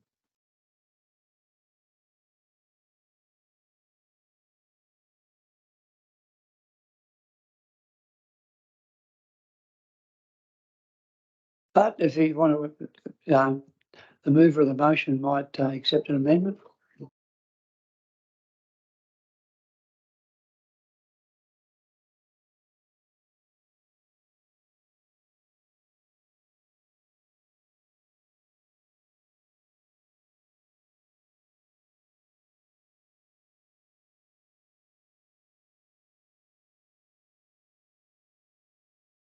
Yeah. Sorry, I'll now say it again. That the council will cooperate fully with the Boundary Commission's processes to determine the wishes of the community. But that's a given. Of course we would. Why wouldn't we? Good to state it. The reason we put it there, Bill, is you just don't want to say, you know, that's we just want to be polite and just have it, you know, we're going to cooperate. We're going to be fully cooperative. We oppose it, but we will cooperate with the process, and I think we'll come out in our favour anyway. It's just, and you know, this is going to be, you know, in the minutes, and I think it's just polite to do. So just I'd like, and you seconded that motion. Councillor Simon, was that your amendment? Yes. Exactly. You don't get away with anything here anymore. Councillor Mike, are you happy to accept that? We need a seconder for the. Seconder for the amendment first. Councillor Collin. Councillor Fabio. Councillor Fabio. All those in favour of the amendment? And I assume Councillor, yep, all in favour of the amendment? The amendment, the amendment, the amendment becomes part of the motion. Yep, everyone is. No, Michael's not, so it's not unanimous. Yeah. No, that's right. There was enough, yes, Yeah. I think we just.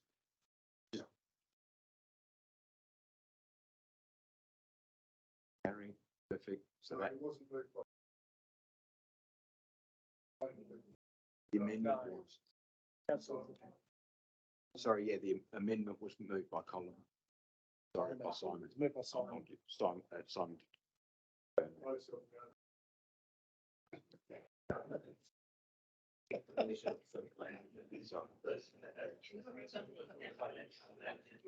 we go.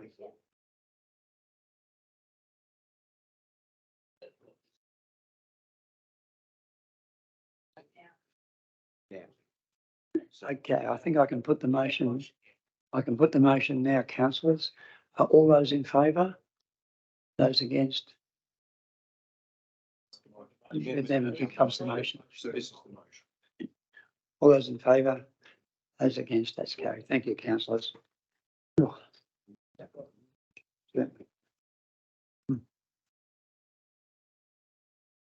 Just councillors, just in relation to the that particular item, I was notified late today, the Boundaries Commission wish to present to council on Wednesday, the 4th of October at 5 p.m. While I haven't discussed it, I would expect Mayor Buell to request a special meeting of council on that day to enable it to occur, and most likely would be in confidence. So that notification will come through very, very soon.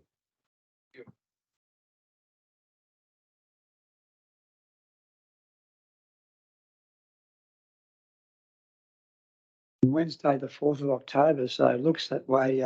We don't have much of a choice, do we? If that's what they're proposing, we've got no choice. We have a choice of where we meet, of course, and that could be at Hewitt, but it'd probably be Kapunda.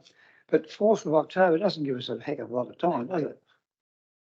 My goodness gracious. I know, but you've got to be here, and we've got diaries too. I've got a life, and you got to put everything else on hold because it would give you a week's notice to. Well, we just said so. Yeah, that's right. No, it doesn't sound like it. All right, councillors. Well, I'll preempt that we'll call a special meeting of council to discuss that matter in confidence. And I just wonder why it needs to be in confidence, but I suppose that it does, if they say so. I can't see. Yeah, well, from my perspective, I don't think it needs to be in confidence, but I'd be interested to hear the views of other councillors.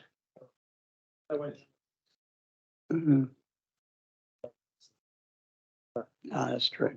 You're probably right. Would you like to add something, Councillor Simon? Yep, sure.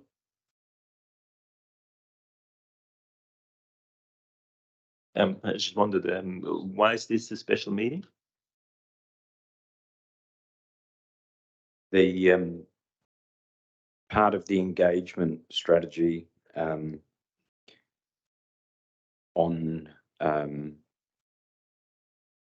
the appointment of the investigator requires the Boundaries Commission to consult with us, but it needs to be done in confidence because it's actually effectively the procurement of that person. So that component is not public at the moment. You can't have an information session in confidence. Okay. Well, thank you, everybody. Have we voted on this motion yet?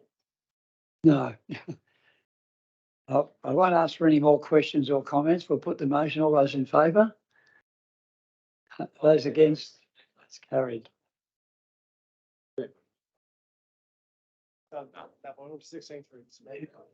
Well done. Okay, we'll move on to 16.3.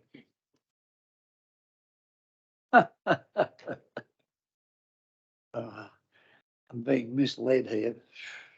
16.3, councillor, say your future program at work. Motion by Councillor Michael once again. It's about a third of the way down the page. There's a motion moved by Councillor Michael, seconded by Councillor Peter. Like to speak to your motion, Councillor? Self-explanatory. Any questions or comments? If not, I'll put the motion. All those in favour? Those against? That's carried. Thanks, councillors. Well, I think now we are going to something confidential, I think. Oh no, we've got another one. Goodness gracious me. 16.4, councillors. A recommendation about a third of the way down page 125. Yeah, I'd like to, excuse me, I'd like to move this motion, Mayor Bill.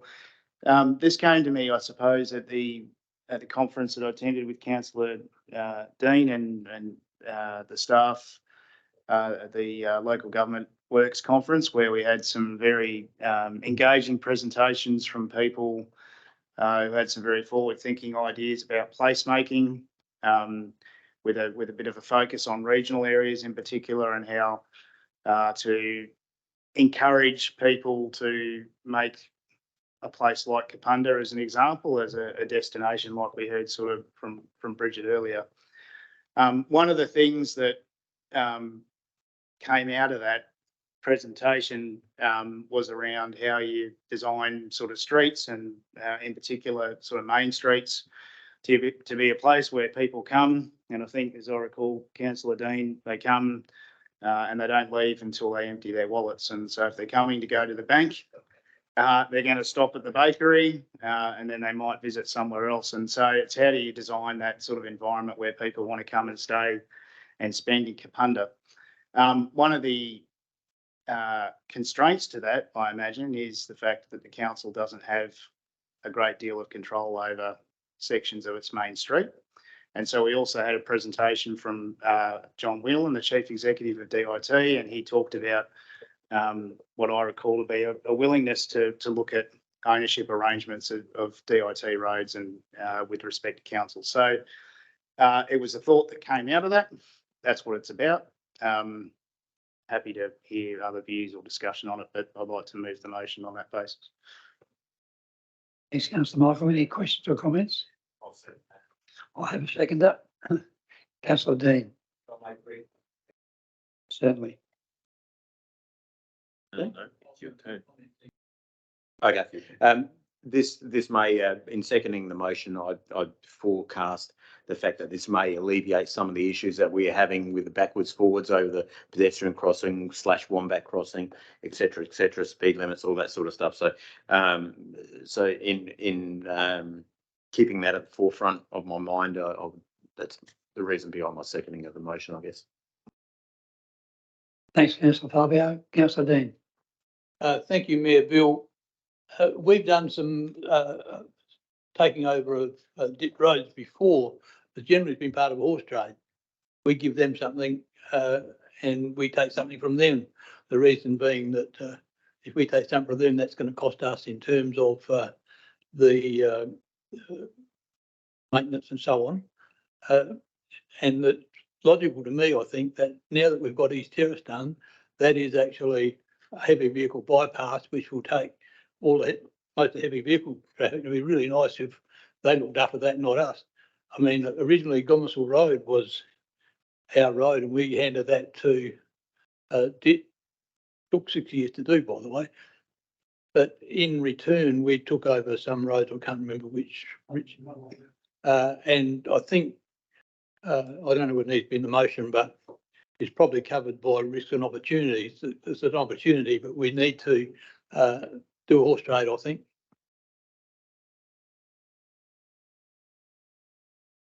Yeah, thanks, Councillor Dean. All right, I have a motion. I have a mover and a seconder. Any further questions or comments? If not, I'll put the motion. All those in favour? Those against, that's carried, and that's an exciting prospect, Julie. 15.5, Code of Practice Meeting Procedures Amendment. Councillor Simon, would you like to speak to your motion?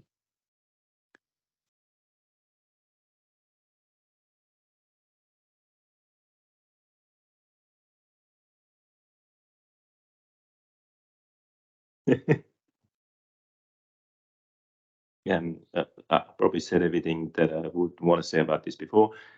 So I think it's crucially important for council to have some meetings closer to where the people live, and this is an opportunity. I just changed it to 3 meetings a year instead of 6 that was before, hoping that I get a better support this time around. A mover and a seconder. Do I have any questions or comments in relation to this motion, councillors?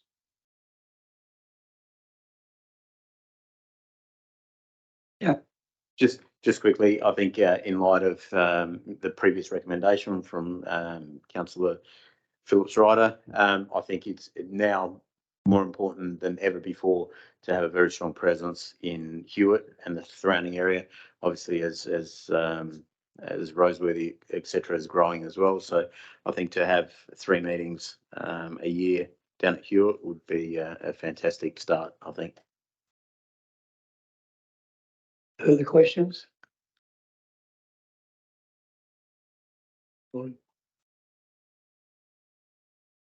We are just checking that the Hewitt Centre is available.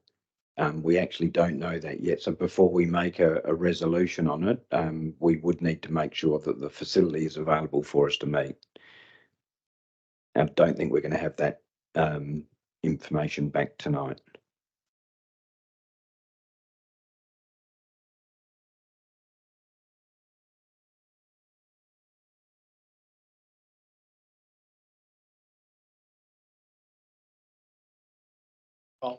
Can I move with the motion on the table? Adjourned. Motion be adjourned.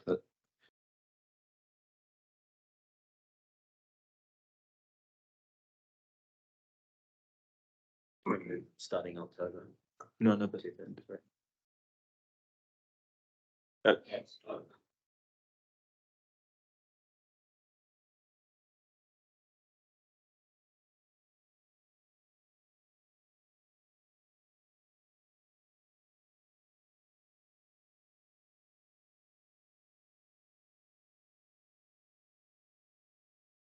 I think we might just have the packet just to make sure we're clear. Yeah.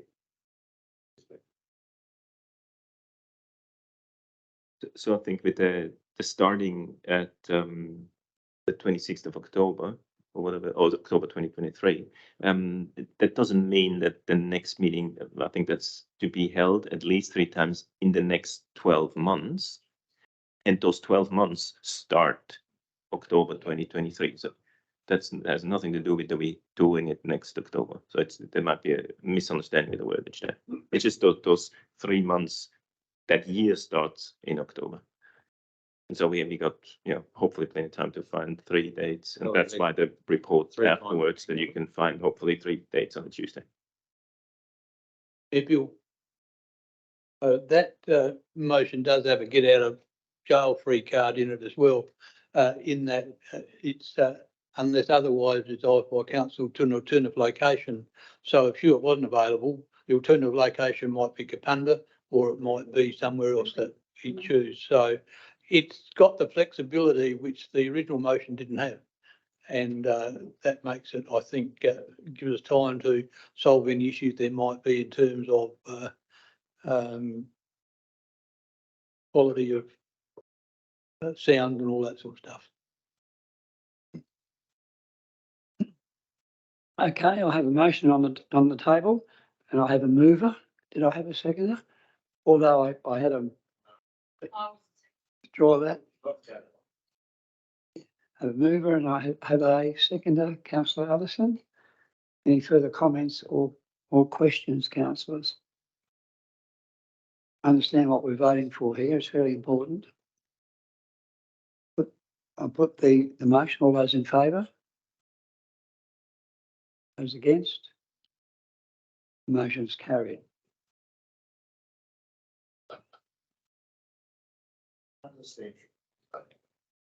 Well, it's just, that's why we built the council chamber to have council meetings.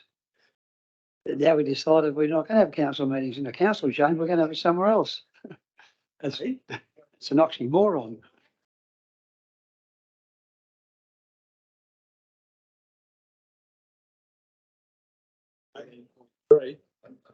Well, I won't be chairing it, I know that.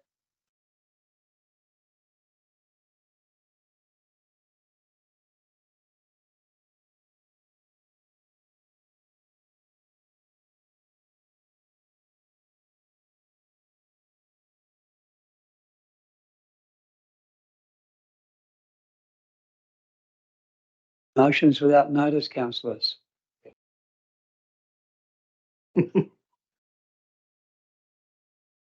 Yes, I do have a motion without notice, if you allow. And it is following on from the discussion we had earlier. It's just it came to my attention that a lot of these people, and we've seen tonight, they wanted to do the petition, but apparently they weren't aware that we do have an official petition. So like a procedure to go by. They didn't know that's why they made a petition that wasn't sort of officially recognizable. And just what I would propose is the following motion on notice, and I think Kerry can put it up on motion without notice. Apologies. Should be able to put it up on the screen. Do you want me to read it or? Good. That council create a new tab called Community Engagement under the Your Council tab on their website that easily explains and lists all ways of correctly and efficiently engaging with council. This list is to include, but is not limited to, information about customer requests, deputations, petitions, attendance at meetings, meetings locations, access to recordings, addressing of elected members and staff, etc. Point 2, that the creation of this tab be advertised in the Bunnip and Leader newspapers and circulated on our mailing list and social media platforms.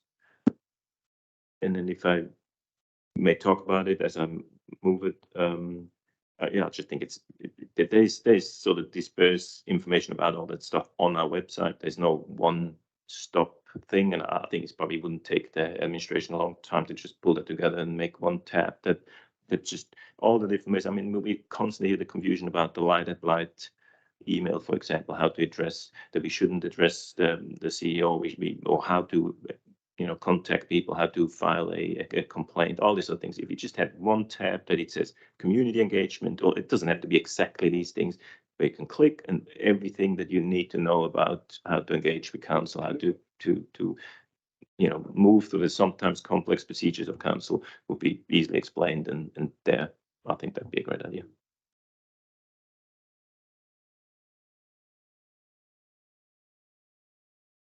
Gary, you got that down, or you got a hard copy of that? Thank you.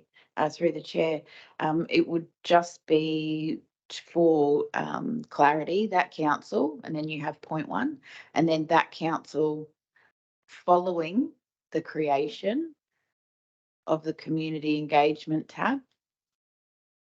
An advertisement be placed in the Bunyip and Leader. Thank you. Creation of the community engagement tab, and you get an ad.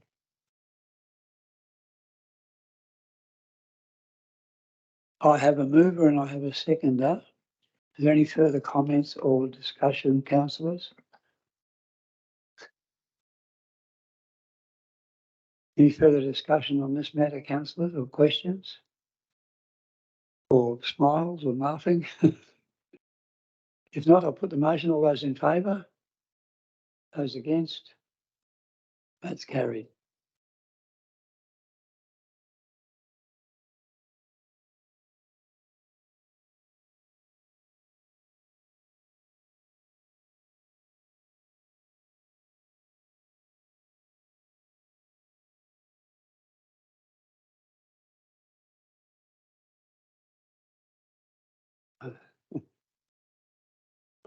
I'm getting tired, I think. This is getting too hard. Under the provisions of the Local Government Act, we move to a confidential section, section 92 and 90 and 93. Do I have someone move that way? Thanks, Councillor Allison and Councillor Bill. All those in favour, those against, we're in confidential session, councillors.